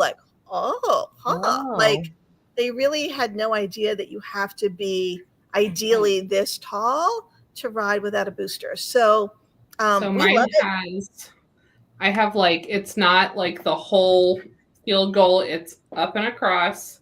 It's PVC pipe that comes apart to bring to events with me, but it's got, I put one of those little plastic pamphlet holders on it, and it's got 5-step test pliers. That's smart. Height check, and then they're glove box sized for your convenience when your kid starts arguing about their booster. Hey, for your convenience. Let's check your belt fit. Here's what we're looking at. That's awesome. Yeah. So let's switch the conversation to be all right, so your kid is in a booster, now what? We have so many questions. We get so many questions about the transitions. When can my kid XYZ? When can they move into a booster? When can they move out of a booster? When can they sit in the front seat? So let's talk about moving out of the booster. Emily, you have some kids. You have one kid who is and one kid who isn't. And my one kid who is, so it's my almost 5'3", 11-year-old. God help us. Hey, that's how tall I am. Yes. Honestly, he got out of a booster in my car about 10 and a half, and he needed it for almost another year in my husband's truck, just because bigger Cars seats are and he is all leg and less torso. Mm-hmm. But he was also like, I'm that parent where like they took big old Ford Transit vans to camp, and he needed his right guide for a proper fit, and he took his right guide. And I told him, like, you can either bring the right guide and use it, or mom or dad's going to have to drive you, because you're not going to ride in this van with your seatbelt all over the place, right? He's got friends that are a whole head shorter than him that have been out of boosters way longer than him. I think the biggest thing is that perception of they're bigger, they're older, they're stronger. We didn't use boosters, and then we have, like, our state law. I just love how I think regardless of where you are on the political spectrum, everybody has some degree of mistrust of the government. But for some reason, we are perfectly okay with blindly trusting the legal minimum. I had somebody just today tell me there's no reason whatsoever for an 8 to 12-year-old child to be in a booster. So, yeah. And it's peer pressure. It's nobody else is using it, so we don't understand what it's doing for the child. We want, our kids are hitting that age where they are concerned about what their peers are doing. But because the parents don't know what it's doing for the child, they go ahead and take them out. And then because no one else is using one, their kids push back because no one else is using one. And the cycle just repeats itself. So I think the big thing has to be education about what it's actually doing. It's not so we can see out the window. It's not because we're little and we need a boost. It's because our skeleton's not developed enough for the seatbelt to catch us correctly yet. So. Yep. And it's uncomfortable, right? And so yes. One of the stats where the graphics, not comfortable. There you go. So. One of the graphics from NHTSA recently was calling to attention to the fact that in 2023, 8 to 12-year-old age group had the highest number of fatalities among children in traffic crashes, right? So it's our big kids, but the highest fatality numbers, not the little kids. Why? Yep. Why is that? Well, because we know that most 8 to 12-year-olds are not using booster seats, even though the majority of them still need it. And what happens is when your 4.5 foot tall body sits in a seatbelt that is designed for a 5'10" male, and then the seatbelt is like this across your face, what do kids do? We know what they do. They put the seatbelt under their arm, or they put the seatbelt behind their back, or they just don't buckle it all because it's uncomfortable. Emily's probably the tallest one out of all of us. But, most of us, even as just adult females, have had that sensation of the seatbelt doesn't fit you well. Kecia, it's mad annoying to have something rubbing against your neck or your face. I'm 5'8", and I have to raise my driver's seat and bring my shoulder belt down. Like, I'm tall and I still have to. Right. Yeah. And, those features that we have in the front seat to be able to adjust the seatbelt anchorages, those features are often lacking in the back seat. Yeah. They're not comfortable. They're just misusing the seatbelt because they're just trying to make themselves comfortable, or they're slouching because they can't bend their knees over the edge of the seat. So the slouching then makes things worse, and you see kids all the time. Whenever I'm dealing with kids in this age group, I go, hey, do me a favor, jump in, show me how you buckle. Right. And so they'll jump in, they'll buckle. And then at least half of the time, they just put the seatbelt behind the shoulder belt behind them. And I'm like, our brains are precious. I've had kids sit there and I go, show me what would happen if mom slams on the brakes real hard. Where's your head going? And then I make them put their shoulder belt on, and I will hold the shoulder belt and go, now try. Now try. Oh, I can't move. Sarah makes a good point. She's like, people, there's a lot of kids. We all want the best for our kids. And they're like, oh, they're going to get bullied if they're still in a booster. And I'm like, if we have a child who needs glasses to see, and that child's getting bullied for wearing glasses, is the solution to take away the glasses from the child that needs it? No. No. The problem is not the booster. The problem is just society and how we treat each other. But that's a whole nother soapbox that I will. How often are kids actually looking in each other's cars? I think there's a lot of carpooling that does go on, right? Like if you don't live close to the school, if you do after school activities, like I know that there's like a taekwondo bus that comes to my kids' elementary school and picks up kids for taekwondo, and I'm sure those kids are just rolling around in the back of that transit van, whatever. But like they see other kids riding in ways that they don't usually ride, and they're like, I wonder why that is. Or miss out on that opportunity. Like some of the children whose parents are more safety conscious aren't going to send their kid on that taekwondo bus, and they hear that they're having fun on the way there. So now it's a missed opportunity on top of doing something different from everyone else. But again, I feel like a lot of this could potentially be addressed by parents and caregivers creating that culture of safety right away, right? Like if only they knew, right? You know what I mean? Like just like with any other thing, right? Like we do this to keep you safe. You have to have the chest clip here. This is keeping you safe. It has to be snug because it keeps you safe. If it's not, you could get hurt, right? And when they hear that over and over again, and they see adults putting their seatbelts on and sitting correctly and not doing bonker stuff in the car, then they start getting to be like our kids, where they're like, look at that kid rolling around in the back of that Jeep. That's not safe. Or like any number of other things that a CPST's kid will say or do. Like I put my kid one time on a car seat. The car was in park. It was not even turned on. I was just installing his car seat on the vehicle seat next to him. I was like, just sit right here while I do this. And he screamed the whole time. He was maybe like 3 years old. Safe, Mommy. This is not safe. I need to sit in my car seat. And he's like trying to climb in, and I'm trying to like install it. And I'm like, you need to get out, friend. Like this is please. So like, but that's just that thing of like when you tell them what they need to be safe, kids will believe you. Yeah. Whatever that is. Not treating certain things those feelings sometimes still get overridden by the feeling of embarrassment. Yes. You know, when you want to go to the movies with your friend and their mom, and you're like, okay, sure, you can go to the movies. Here, you have to take this booster seat with you. The kid is like, you know, and sometimes even as parents, like we get that comment from the other parents, or like, you really need that booster seat. That's the part for me, is driving other people's kids, which doesn't happen very often for me, but like, you will be transported safely in my car, and I'm sorry that you don't use this in your parents' car, but I am not transporting your 4'3" self without a booster in my car. But we also have a fallback as techs to be able to be like, oh, you know, like I'm a CPST, I have an extra booster, like I feel comfortable with this. Whereas if you're not a tech, like that's an even harder conversation to be like, oh, I'm just a regular parent. Those parents still look at you like you're crazy. Oh yeah, because when they hear that, they're like, what is that? Like, I don't believe you. Like, that's crazy. Yeah. And most of the parents knew that this was like my thing. But yeah, they still, there's the other parents who just look at you like, she's a nice lady, but she's a little, you know, with the car seat stuff. I mean, they're not wrong, but they're not wrong. Like, I would phrase it as, are they bringing their own booster, or should I throw an extra in my car? Yes. Yes.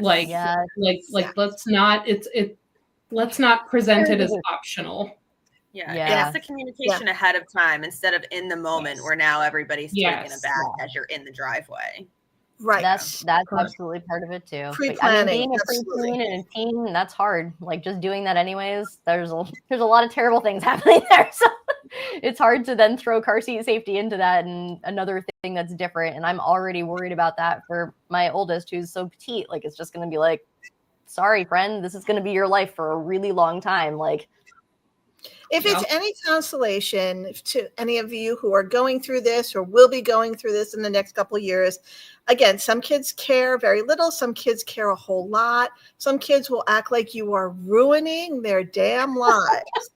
But I promise you that in hindsight, you are not. Like, I mean, Danny, my oldest, was the kid who cared a whole lot. You know, when you're the star pitcher for the Little League team at 10 and 11 years old and you're rolling up to the game in your booster seat, I can put myself in his shoes and be like, totally. all right, I don't think it's embarrassing, but I understand why you might feel it's embarrassing. So, you know, he was the kid who was like, oh my God, am I going to have to be in a booster forever? You're ruining my life, kid. Right. And then, like, you know, he's in his 20s now. And a couple of years ago, I asked him, like, dude, do you even remember riding in a booster? And he was like, no. Like, After all that heartache, no. Yeah. Only one of us was traumatized. It was me. In that moment, like, it, you know, they have strong opinions and they have big feelings. And as a parent, you know, you have to navigate those things. I have another friend who's also a CPSTI who called me up. This was probably like maybe a year or two ago. And she was like, I need your help. Like, we are full on tears.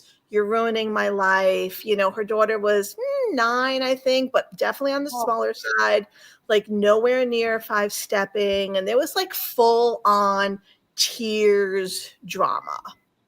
Yeah. And so I was like, you know, bring her over. You know, we did some fun stuff, hanging out in the storage room. We tried a couple of different booster seats. And, you know, in the end, because we even tried her, they had an Atlas. So we even tried her in the third row, you know, because obviously it's a smaller seat position, but she wasn't 5-stepping even in the third row. Like, she still needed a booster even in the third row. But you know what finally saved the day? Hang on, I'll be right back because I see it right here. Yes. Giving them input when you're able. Obviously not always practical. If you've got 3 across, you've got a limited budget, but like giving input when you can. Yes. Oh, that's very finally cool. Like, we conceded, mom conceded to a backless booster, and she was won over by pink zebra stripes and decided that, okay, maybe she could live with this. And they drove away, and mom was happy and child was happy. And, you know, to any car seat manufacturer who is out there, this is what 9-year-olds want. They want they don't want gray? Zebra stripes. They want Minecraft. They don't necessarily want. They want Opalite. Opalite, yes. That is iridescent. Yeah. It's not necessarily Barbie or Paw Patrol or Batman, because those kids have sort of moved on from those things. Right. So, you know, think fun fashions. Yeah. Pink, purple, camo, blue camo, like, like we need neutrals that blend in with a vehicle seat, but also like the pop color, like, you know what I'm saying? Like, I'm a neutrals person. I know my oldest was a neutrals person, but like. But if you're trying to sell a booster seat to a 9-year-old girl, this gets the job done. Correct. Yep. Correct. All right, listen, I'm going to interrupt just for a second to say to everybody who's still here hanging out with us, we're going to do a Kahoot. It's going to start in about 5 to 8 minutes. But here's the deal. The Kahoot, you're going to have to figure out if you're able to minimize the YouTube feed. And then still, if you're on your phone, right? For those of you who are on your phone who want to continue to watch the live stream and do the Kahoot all on your phone, see if you can minimize the live stream, the YouTube window. So on my Samsung phone, I'm able to do that. And then we tried with somebody else who had a newer iPhone, and they were able to minimize the window, right? So you see us in a little window at the bottom. But then you can still hear us, but then you can see the Kahoot.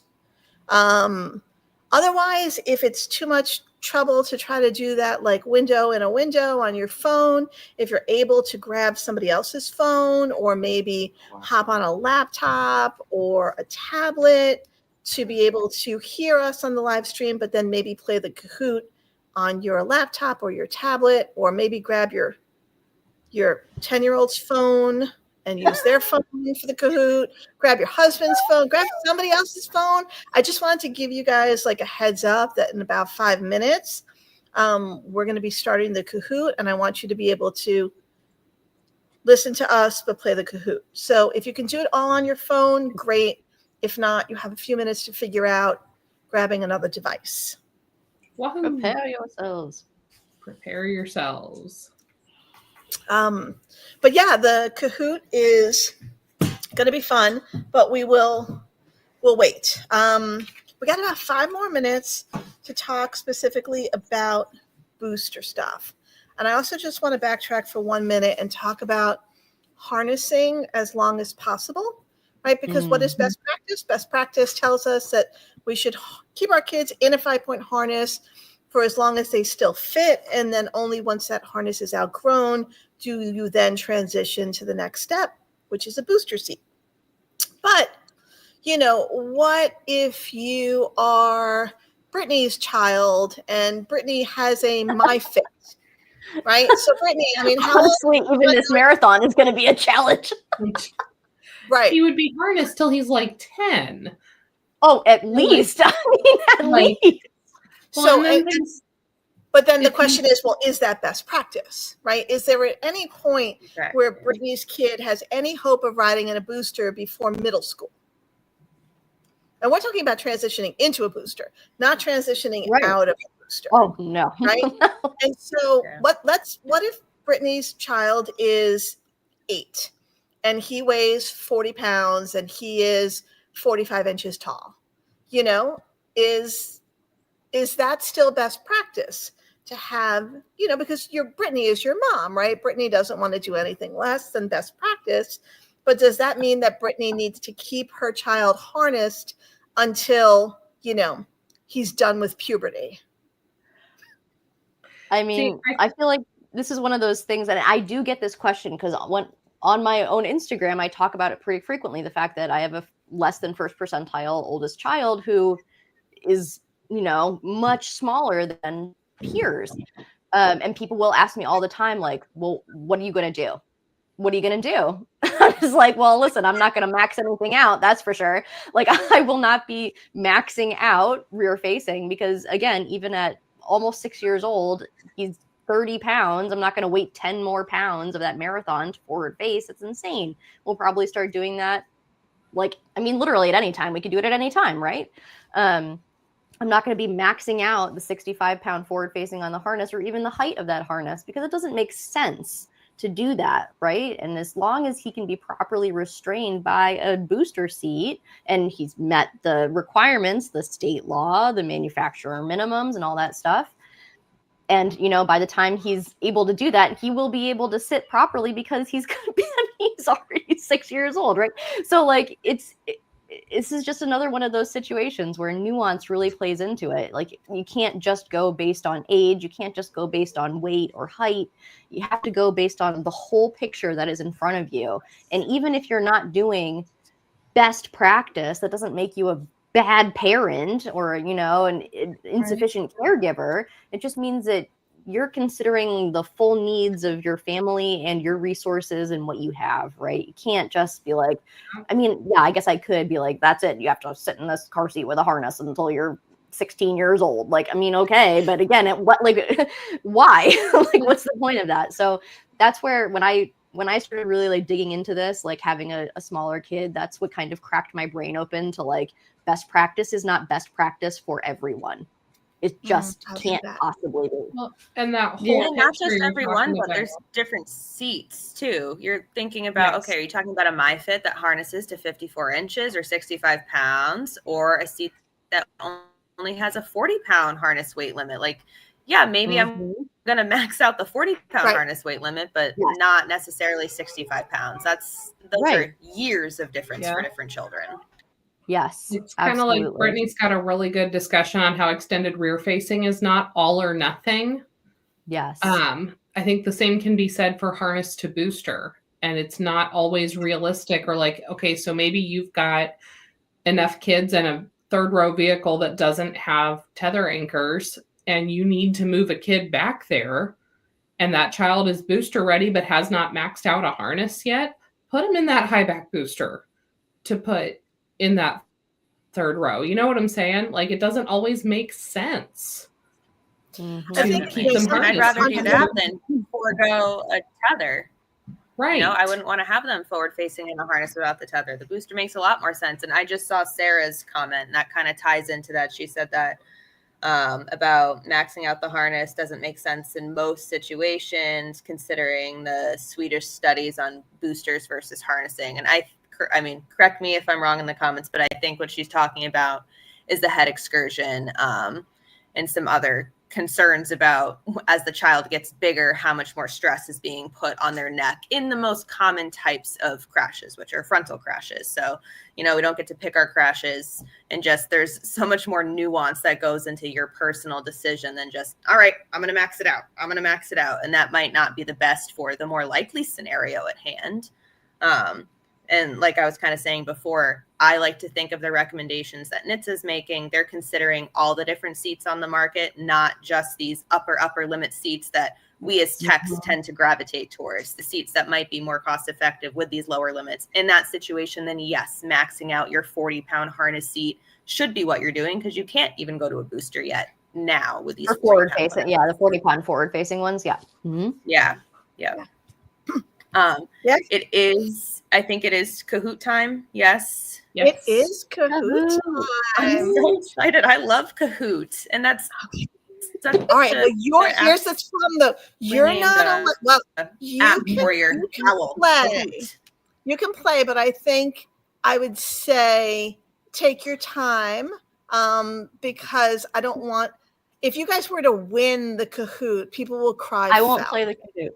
You can No. play. I'm going to follow along. I'm not going to play. You can play if you want to play, but you take your sweet time answering the questions. So give paper for myself. She's tallying herself. I love you, Sam. All right. So I'm going to click over in a minute, but the theme of the Kahoot is parts and pieces. So these are all either parts or pieces that are somehow affiliated with car seats. So what I'm going to do, for those of you who are not familiar, hang on, let me share my screen. Just give me a second. Give me 1 second, because I have to do something before I share my screen. So I'm going to post live. Give me a second. Oh, sorry, Sarah. Wish you could stay. With your cranky kids, sorry. Will the odds be ever in your favor? Yeah. My husband has my cranky kids right now. So. Same. It's not going well, and it has nothing to do with. Where's the gear? There we go. I'm not entirely sure what mine are doing, but they're quiet. They're quiet, which is terrifying or great, depending on your point of view. You know, we did the whole like parenting move where like we saved screen time for them until mom was on this. So we did. It's not working, but that's what we did. Down here. Share screen.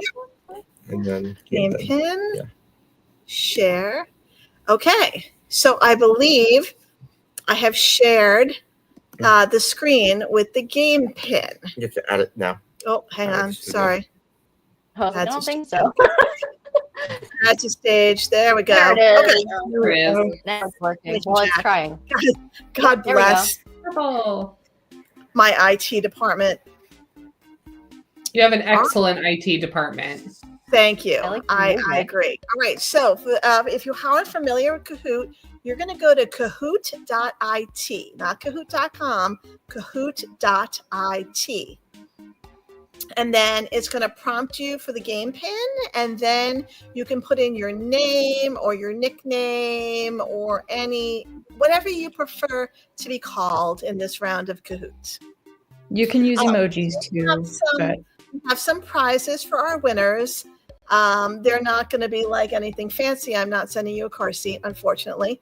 Although maybe if we do this in the future, maybe we can get some car seat manufacturers to sponsor us and give away a car seat. But for right now, there will be prizes for the top 3 participants, but it's not going to be anything crazy. I'm going to give everybody a few minutes to trickle in. Yay. Well, while music people is like- are trickling, this is a first time ever thing. Again, we just recently moved and I'm joining like new marketplace areas looking for things. And on marketplace, this is what came up the other day. I just want to say, what do you notice about these booster seats? Oh, missing the armrests. No. Look closely. Sorry. Can you see? They have the belt positioning clips They attached. do. Attached to them. That never These are- happened. That's incredible. Marketplace boosters. I've never seen that happen before. I'm like, wow, I might actually trust those boosters off Marketplace. Right? You just like Are that those, person wants to be friends. Just be like, Well, hey and, like, man. I know. I'm like, I think we would get along. Like, Eco but ones that was are permanently the first- attached, but like I don't think I've ever seen a marketplace booster that actually had it attached, which I'm like, you have to have intentionally cut that off. Like, Yep. I've never crazy. seen them attached before, so that was a never have I ever exciting moment. So that's fun. You can put that finger down now. That's crazy. yep. Right? No one would appreciate that but this group probably, but had to share. Thank you for sharing. That made my whole day. All right, I'm going to give it another minute. If anybody is struggling to join, if you're having some issues, you can put a comment in the comment box, and we can try to help you. But at this point, we only have 4 people in the Kahoot, so you guys have a good chance of winning something.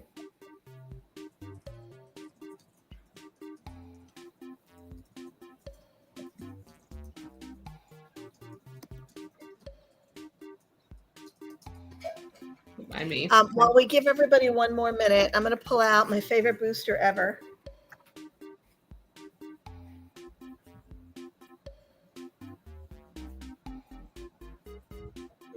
I'm like sitting here with my little fidgety things. I have my fidgeties too. You have your fidgeties as well? Yay. Yes. The ones that you told me to get, they're very good. They're very satisfying. The magnets are so good. They are. Like you can I just roll them in my hands like this, and then Yeah. they just like yes. And they yes. I mean Heather's like, what you got? I the same. I literally got the same one that you have, so I have all of them. Oh, those are cool. They're they're all magnety, silicone magnety. textured, weighted. Yeah. My husband loves they're me and very gets me fun fidget toys. So All right. And I like Well, this toy. They have to be silent. what you got, Kecia? I think today might be our 4 players lucky day, because I think 3 out of 4 of you are going to win something. So Those are good odds. I like this. I mean, yeah, you guys have great odds. So, all right, if you're ready, I'm ready. I'm going to start. I'm ready. Kahoot. Give me 1 second.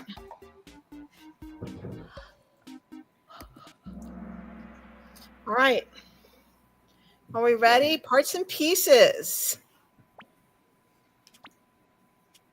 The countdown is so ominous. What am I? What are you? Oh. Oh. Oh my god. No,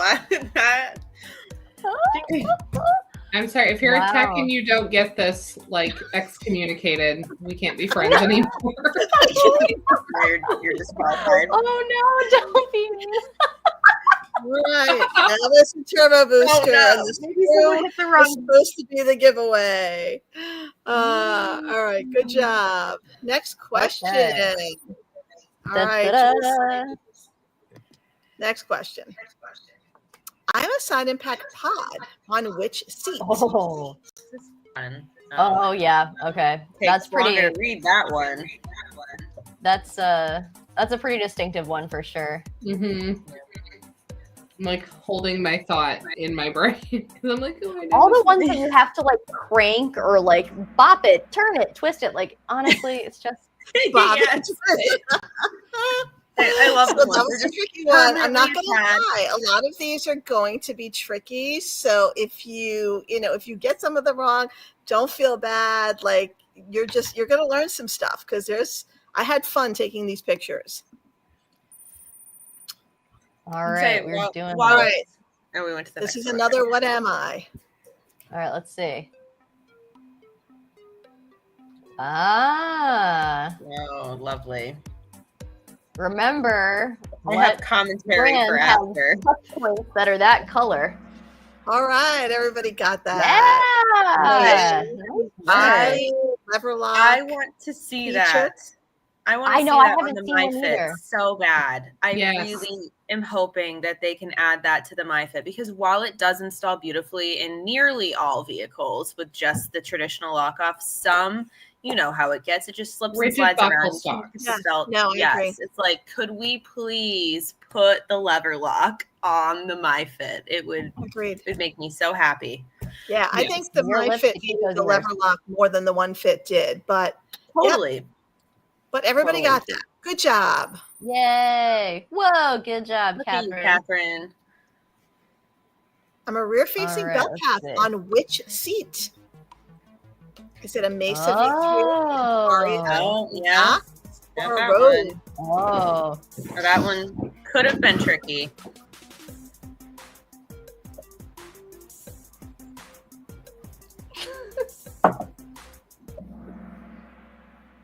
All right. Ooh, So only one from person got Linda. that right. Oh, by the way, if you haven't figured this out, you have 20 seconds to answer the question. So you do 5 questions in, finally. But your scores are lower if you take longer. yes, and That's right. the faster you answer correctly, obviously, the more points you will accumulate. So only 2 people got that right. And Jules That's has a tough one 4 unless in a row. unless you've seen a Rove and a Knox. That is a tough one. Yeah. Yes. What am I? Let's see. Oh, Is it a belt that's path on Oh. Callisto G? On Is it a belt path on boy. my Henry? favorite. Belt You know path what, on Erica? Sigma? It's okay because the uppers are kind of a bummer. Yeah. Except for that. No, they're kind of a bummer. Yeah, I don't know if there was anything else to add to that. That was a period at the end of that statement. I said it and I was like, there has to be. And then I was like, no, there's not. No, that's it. No. That's the end of that. All right. So that was, in fact, the belt path on the Callisto G360. But there's a good chance that you're not familiar with that seat. So, all right. Jules is still going strong. All right. All right. see. This is a double Whoa. points question. Okay.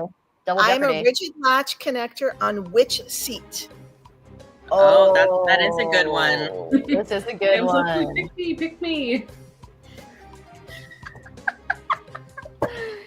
I feel like I can't talk. Oh, good. Okay. I'm gonna say I feel like that one I would get excommunicated if I didn't know. I love that seat. I love it so much. it's a great one. But I mean, I was surprised that nobody picked Go Max because obviously that was the other likely option if you weren't really But familiar that with one has the numbers, right? It has the numbers Yes. by the Yes. things. Yeah, and Joy does not. Joy has no numbers. All I still like right. them both better than the Urban, though. Yes. It's All okay, right. Erica. Don't worry about it. Which brand offers this unique two-position? Oh, yeah.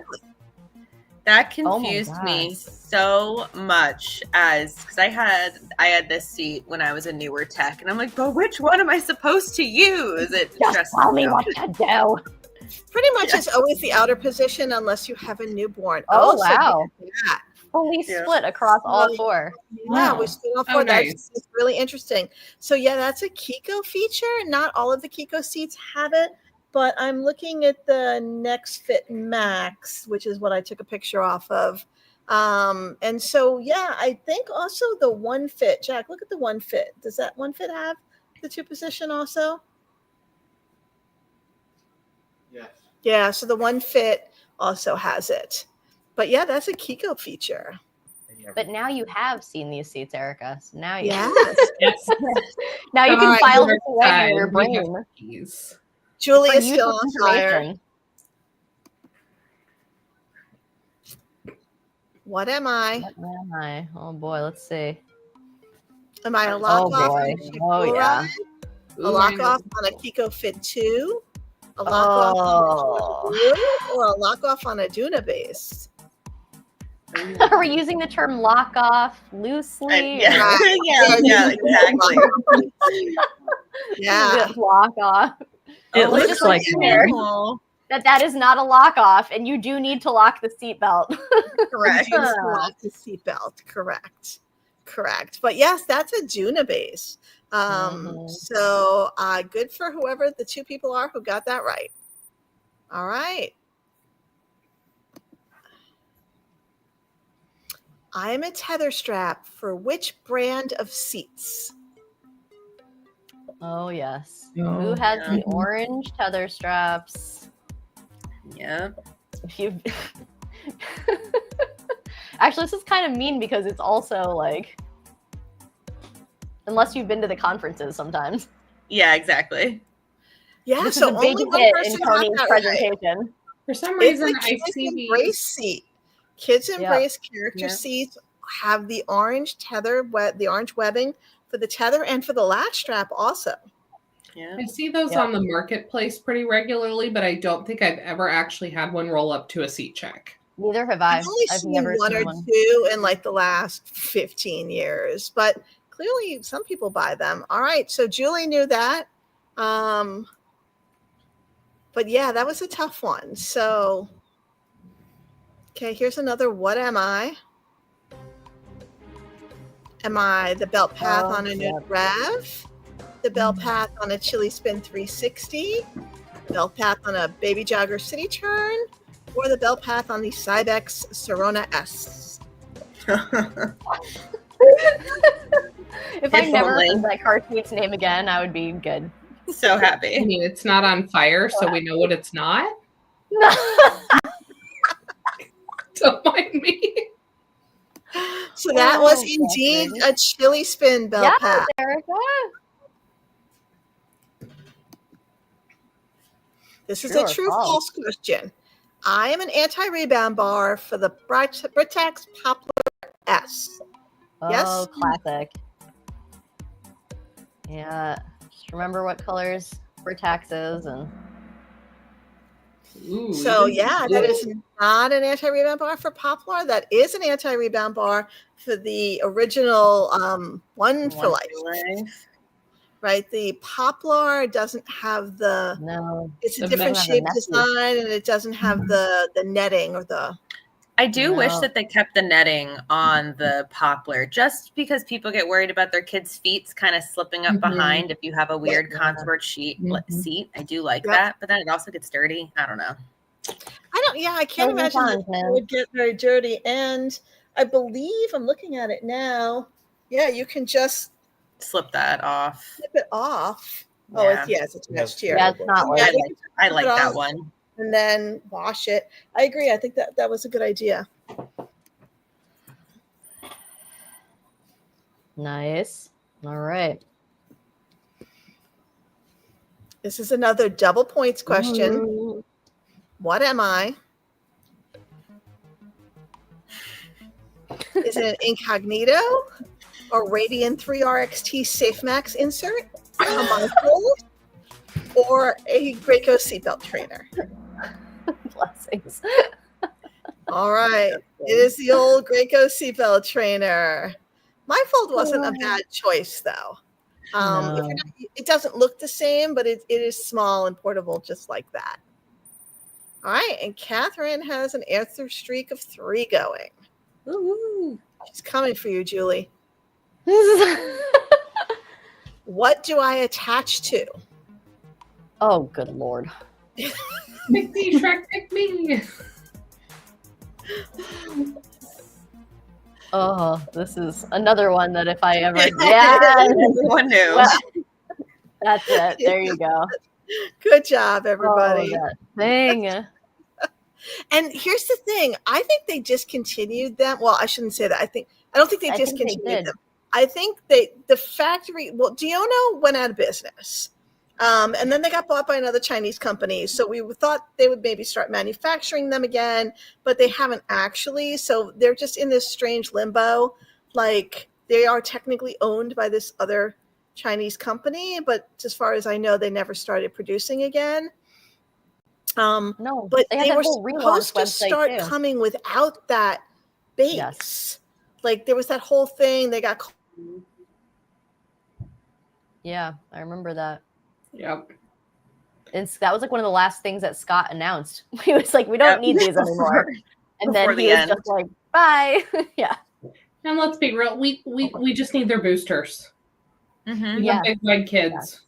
We need Mhm. Monterey's, we need Cambrias, but like Not the like click 30 alphabet soup going on there. No. And we have so much Oh, more Lord. user-friendly 3 across like narrow options at this point, but like my Mhm. gosh, we need their boosters. So Correct. yeah. Did we lose Kecia? Oh, there I she was is. going to say, yeah, I thought I lost you guys. Like I couldn't hear if. But There we're was okay a now. You can hear me. I can hear you. moment. We can You're hear you back. I hear again. you now. Okay. Oh, there we go. Okay. Let's All see. right. All right.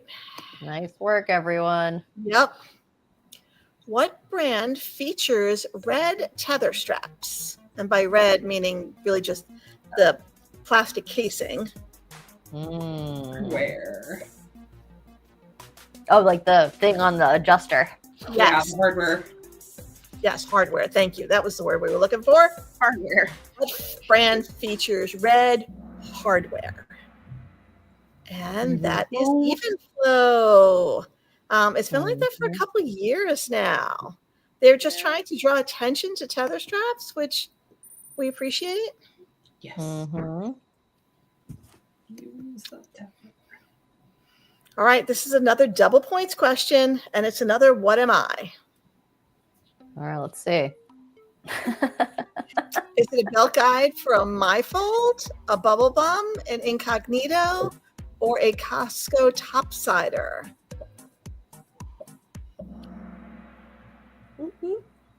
It's a Bubble Bum. Not the teleport. The Not telebox. What are we or calling The that? Yeah. The phone book.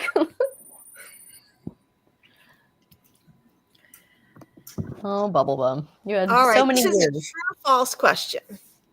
This is a tool that comes with the Kleck, Foomph, and Flow. I would love to know the backstory behind how they named the Foomph, and just like I want to know more about that. Yeah. So it is a tool that comes with the Foomph for Flow. I know the reason for Foomph is because it was their fifth seat. 1, 2, 3, 4, Foomph. Oh my god, I did not even make the connection. But they're Canadian, like They're German, Canadian. right? Don't know about but yeah. And I have no idea about Flow or Uber or any of those other names. But Foomph was. I mean, fifth. Uber does sound German, but It does sound German. Huh. Yeah. But Ling, does that sound German? That No, doesn't but sound German to me. Ling is because it's a Kleckling. It's a baby Kleck. It's a oh my god, It's a Kleckling. Oh, that's so funny. this is the lore that Brand new we need. information. I was gonna say, this is the lore I have Brand never new learned. information. I'm so Thank glad I you. could learn this Did not today. know that it was a Kleckling. No. It's a I little. did not know that. That's Oh, hilarious. So funny. Yeah. Okay. Sorry. Julie probably knew. We'll give Julie extra points for the lore too. All right. I am a newborn Oh my insert gosh. for which brand? Oh, I think I know this one. This Oh, music yeah. is so fun. I feel like I'm in like a German Yep. techno video or It's something. bopping. Yeah. As Ooh, soon as I it's saw got the dual stage thing, I was like, oh, fucking Peg and the dual stage. Yes, it is a stage 1 insert for a Peg Parago Nido infant seat. And I there's still no haven't- rules on those, right, Kecia? There's no You can just do what? whatever there's no rules for those. You can just do whatever you want with them. Yeah. I'll be honest, I haven't figured out the stage 1 insert yet. I haven't actually had to put a baby in it yet. But I'm slightly confused by that insert and how it's supposed to go. But it is definitely a Peg Parago thing. Correct. Get those nerd clusters, Sam. I I'm see you. gonna have to I make need a little sugar. I'm gonna have to make a much more difficult version to trip up Julie. Like I'm gonna have to Right. come out with a Julie. You're gonna have to wake up earlier than this to get Julie here. I don't know what I'm gonna have to do to get Julie to miss a question. This is another double points. What am I? Oh. I know exactly what that is. Yeah. Okay. It took me a second to orient myself, and I was like, oh. At first, I had the picture like the other direction, like I had it more of like a portrait. Good job, Yeah, everyone. I believe that 3 of you got that right. I'm very proud of you. Yeah, that's the wheel wells, the optional wheel wells attached to the replaceable part. So good job. I thought that would trip people up more so than it did. Oh, hang on. All right, this is a rear harness adjuster mechanism for an infant seat made by one of these brands. Harder. You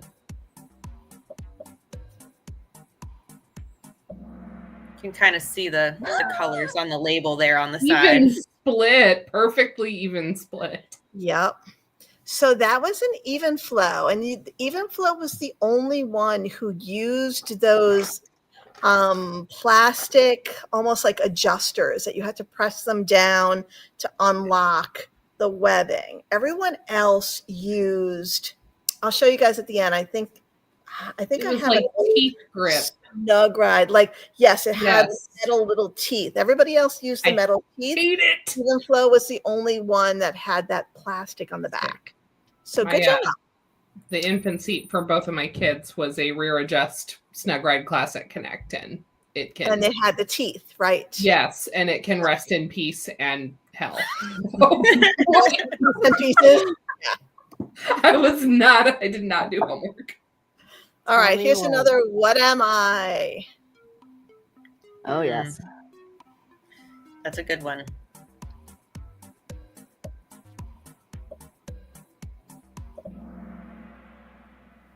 So that's the Pippa Relax Space.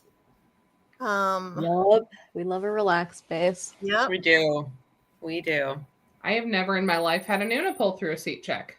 I have only touched them at conferences. You need to come over here. Just come up to Seattle. We'll get you in. And just be sick of them after that.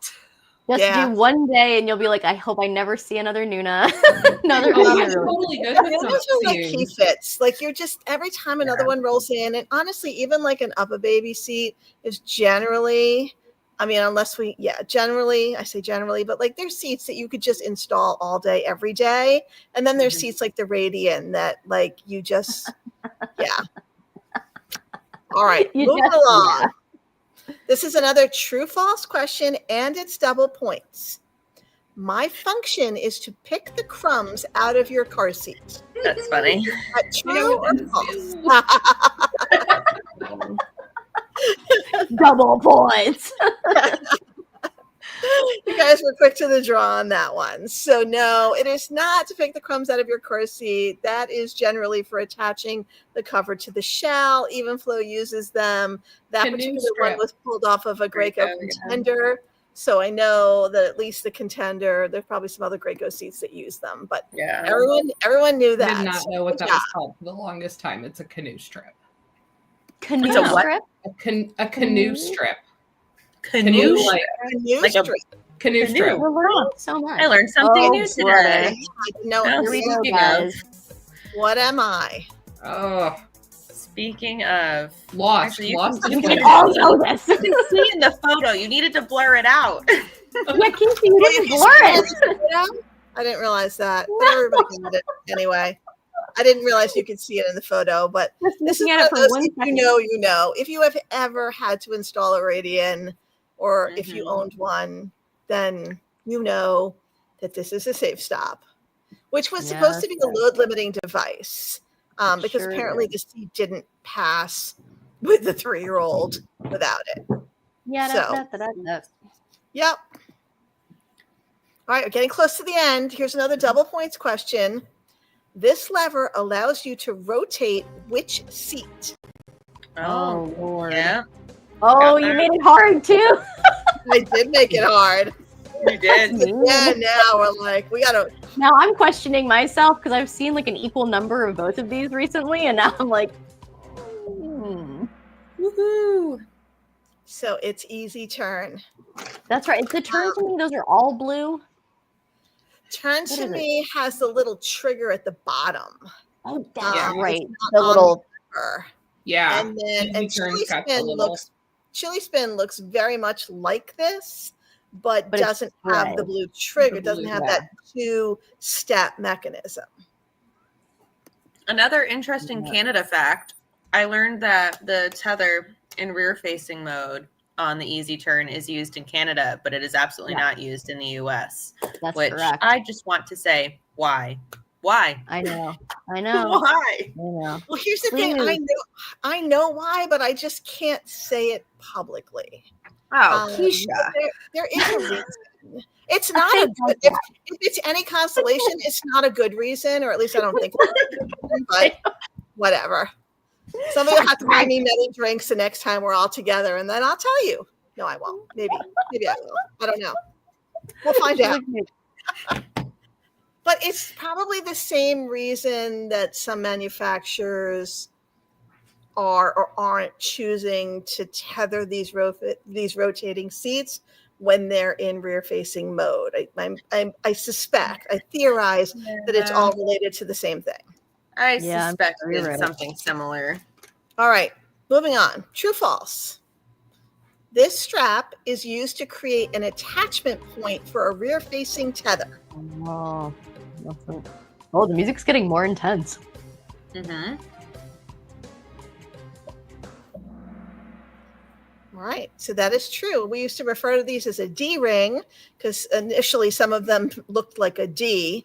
That one does not look like a D ring, but we still call them D rings. That particular one, I believe Emily said, came off of a peg Perigo. seat.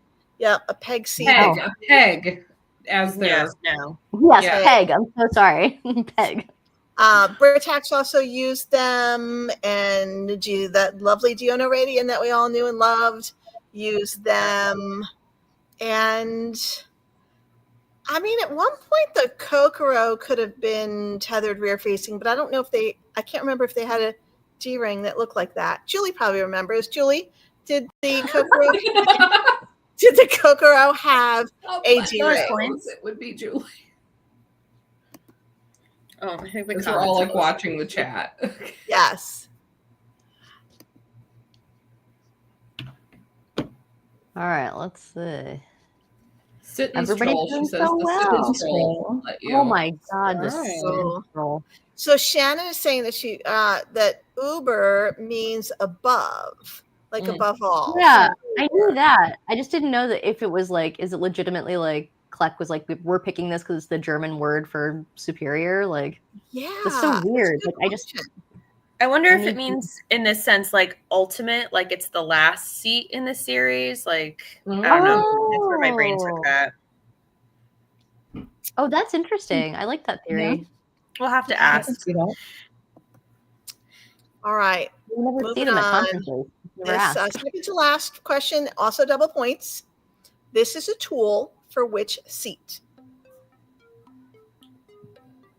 Oh, yeah. Okay. All right. It is, Wow. No. in fact, the Mm. new even flow revolve tool. So for those of you Wow. who said for 360, that one also has a tool, but that tool, I don't have Attached to 360 the- here. That one is Yeah. It's attached, on yeah, the harness adjuster. to the end of the Pico strap. must have patented that real fast. That was a It's brilliant really idea. long too. God, that harness adjuster strap is like, Forever. Yeah, but I also it think is that Pico colored. It's true. It looks It's it looks yellow. yellower in person.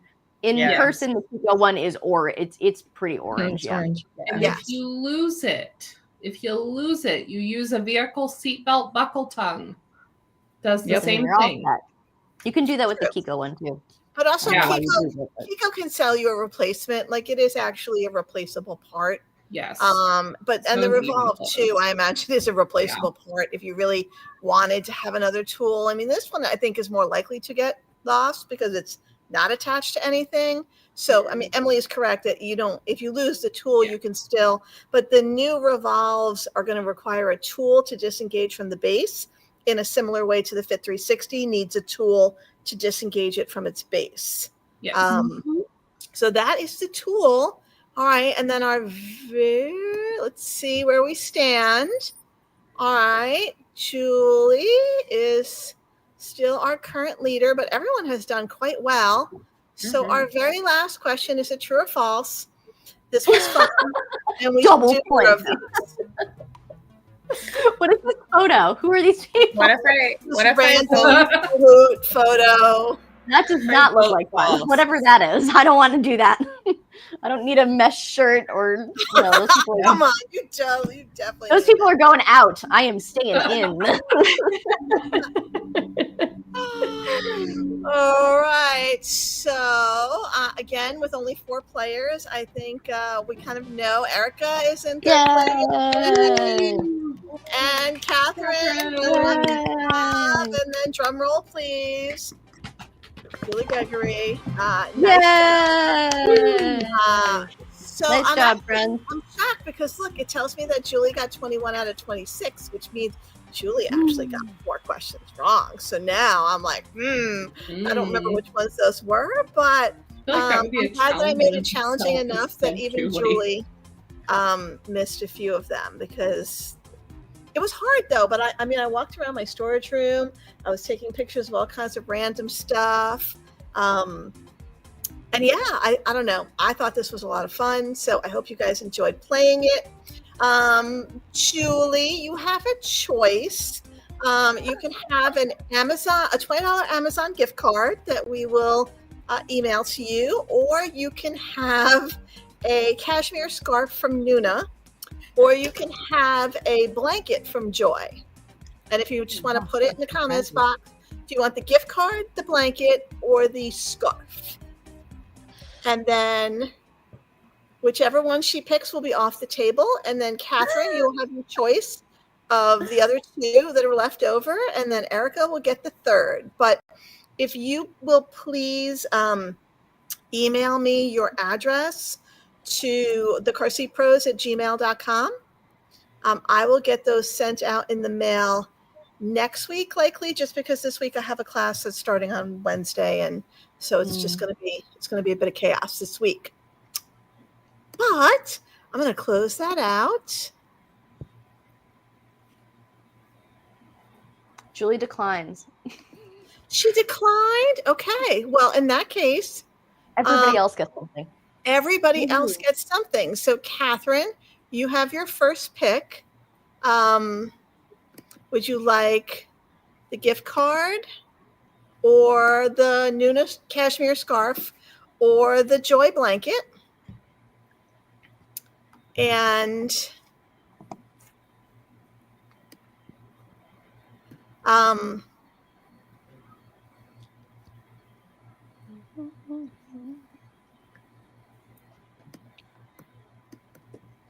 right, I'll wait for people to pick their prizes. But yeah, I appreciate that you guys joined us for that. I do want to show you my favorite booster ever. Julie will recognize it because of course she will. So this is a Combi Dakota, right? And what's so great about this Big Kid booster is it was wide, but also the armrests were tall, right? And so if you were a bigger kid with bigger legs, you were not spilling out over the top of it. It was still pretty easy to buckle. It was well padded. There's some memory foam under there that you can kind of see sneaking out here. And it was just such a great seat for big kids. I mean, this was definitely not a seat that you were going to put your 4-year-old 40-pound kid in, but for your 8-year-old, 80-pound kid who had trouble fitting in everything else, this was the bomb. And so Nice. I would be so happy if someone just would make something similar, deep and wide, good leg depth. I'm happy to send measurements, pictures. If somebody wants to just 3D print these things, That's I'll safe, buy right? one or many or all of them.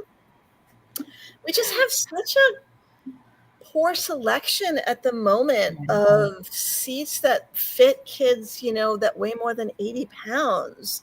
Right. The Incognito is gone. And granted, the Incognito was real. I mean, Incognito was Jack's last seat. So he's 11 or he's 12. He literally doesn't fit in anything else. He's probably 100 pounds at that point. And he's too wide to fit in anything. But the Incognito at that point just gave him that little bit of a boost that was really helpful to help just get better belt fit. The right thing is, even though we have seats that go to 120, not all of them are realistically width-wise going to accommodate. Right. Totally. Yeah. Yes. Right. So, yeah, I mean, you could buy a seat that is rated up to 110 or 120 pounds, only to find that your 80-pound kid doesn't actually fit in it or barely fits in it. And you know that another 5 pounds or so is just not going to fit anymore. And it's uncomfortable for those kids to be squeezing themselves in between two plastic armrests. So, it's another reason why people stop using boosters sooner than they should. So I would love to just address that and get some. I know that it's not the money maker that infant seats are, but they just make us some real big kid backless boosters. You're not going to sell 20 billion of them, but hopefully you'll sell enough 20 billion of them from a business standpoint, but we have kids who really, really need that option. For sure. Yeah. No more infant seats. Oh my gosh, no more infant seats. We have plenty of infant seats. We do have plenty of infant seats. And again, everybody has the message that your baby, most people have the message, your baby needs to ride in something. Most people have gotten the message, your toddler needs to ride in something. But then by the time they hit age 4, you start to see all of the, you start to see that restraint used declining. I see Catherine. I was like, Catherine, I'm like, I don't know who Joshua is. And Joshua was like, I'm like, but now that I'm like, oh, good job, Catherine. Okay, we're gonna send me an email to thecarseatpros@gmail.com. Make sure it's thecarseatpros@gmail.com. And Erica will give you the blanket. And then who was our third? Liz. Okay, so Liz, you're gonna get a cashmere scarf from Nuna. It's actually quite lovely. But send me an email with your address and I'll get them into the mail next week. Thank you very much to our guests, to Sam and to Brittany and to Emily. We appreciate you guys so much.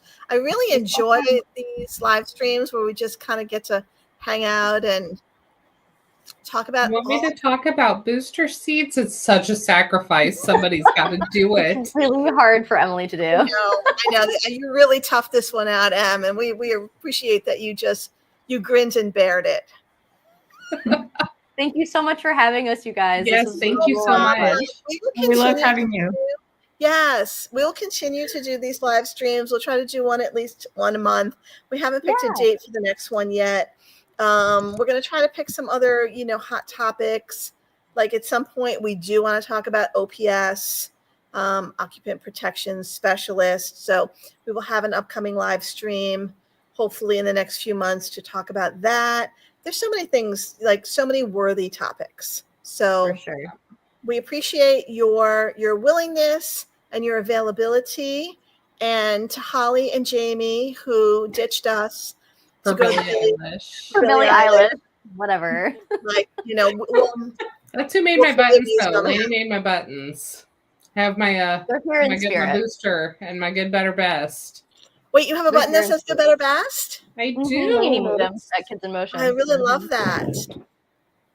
I can't see it, but I believe you. Yeah. I see it. That's Lady great. Knit was like making all of her buttons at Kids Oh, in Motion. Yeah. Nice. Awesome. I have think Live I'll Love one of those Latch, too. have High Back Booster. I have The Day You Deserve that's, Have the day you deserve. have the day you deserve. I like that. Correct. Correct. All right, I gotta hop off and go Okay. do dinner with We the family. appreciate you. Thank you so much. Yeah. Happy Yeah. Halloween. Happy Go do something Halloween, spooky. everyone. And we'll see you guys soon. See you soon. All right, everybody. Peace out. Bye. Happy October. Bye. Bye. Bye. All right.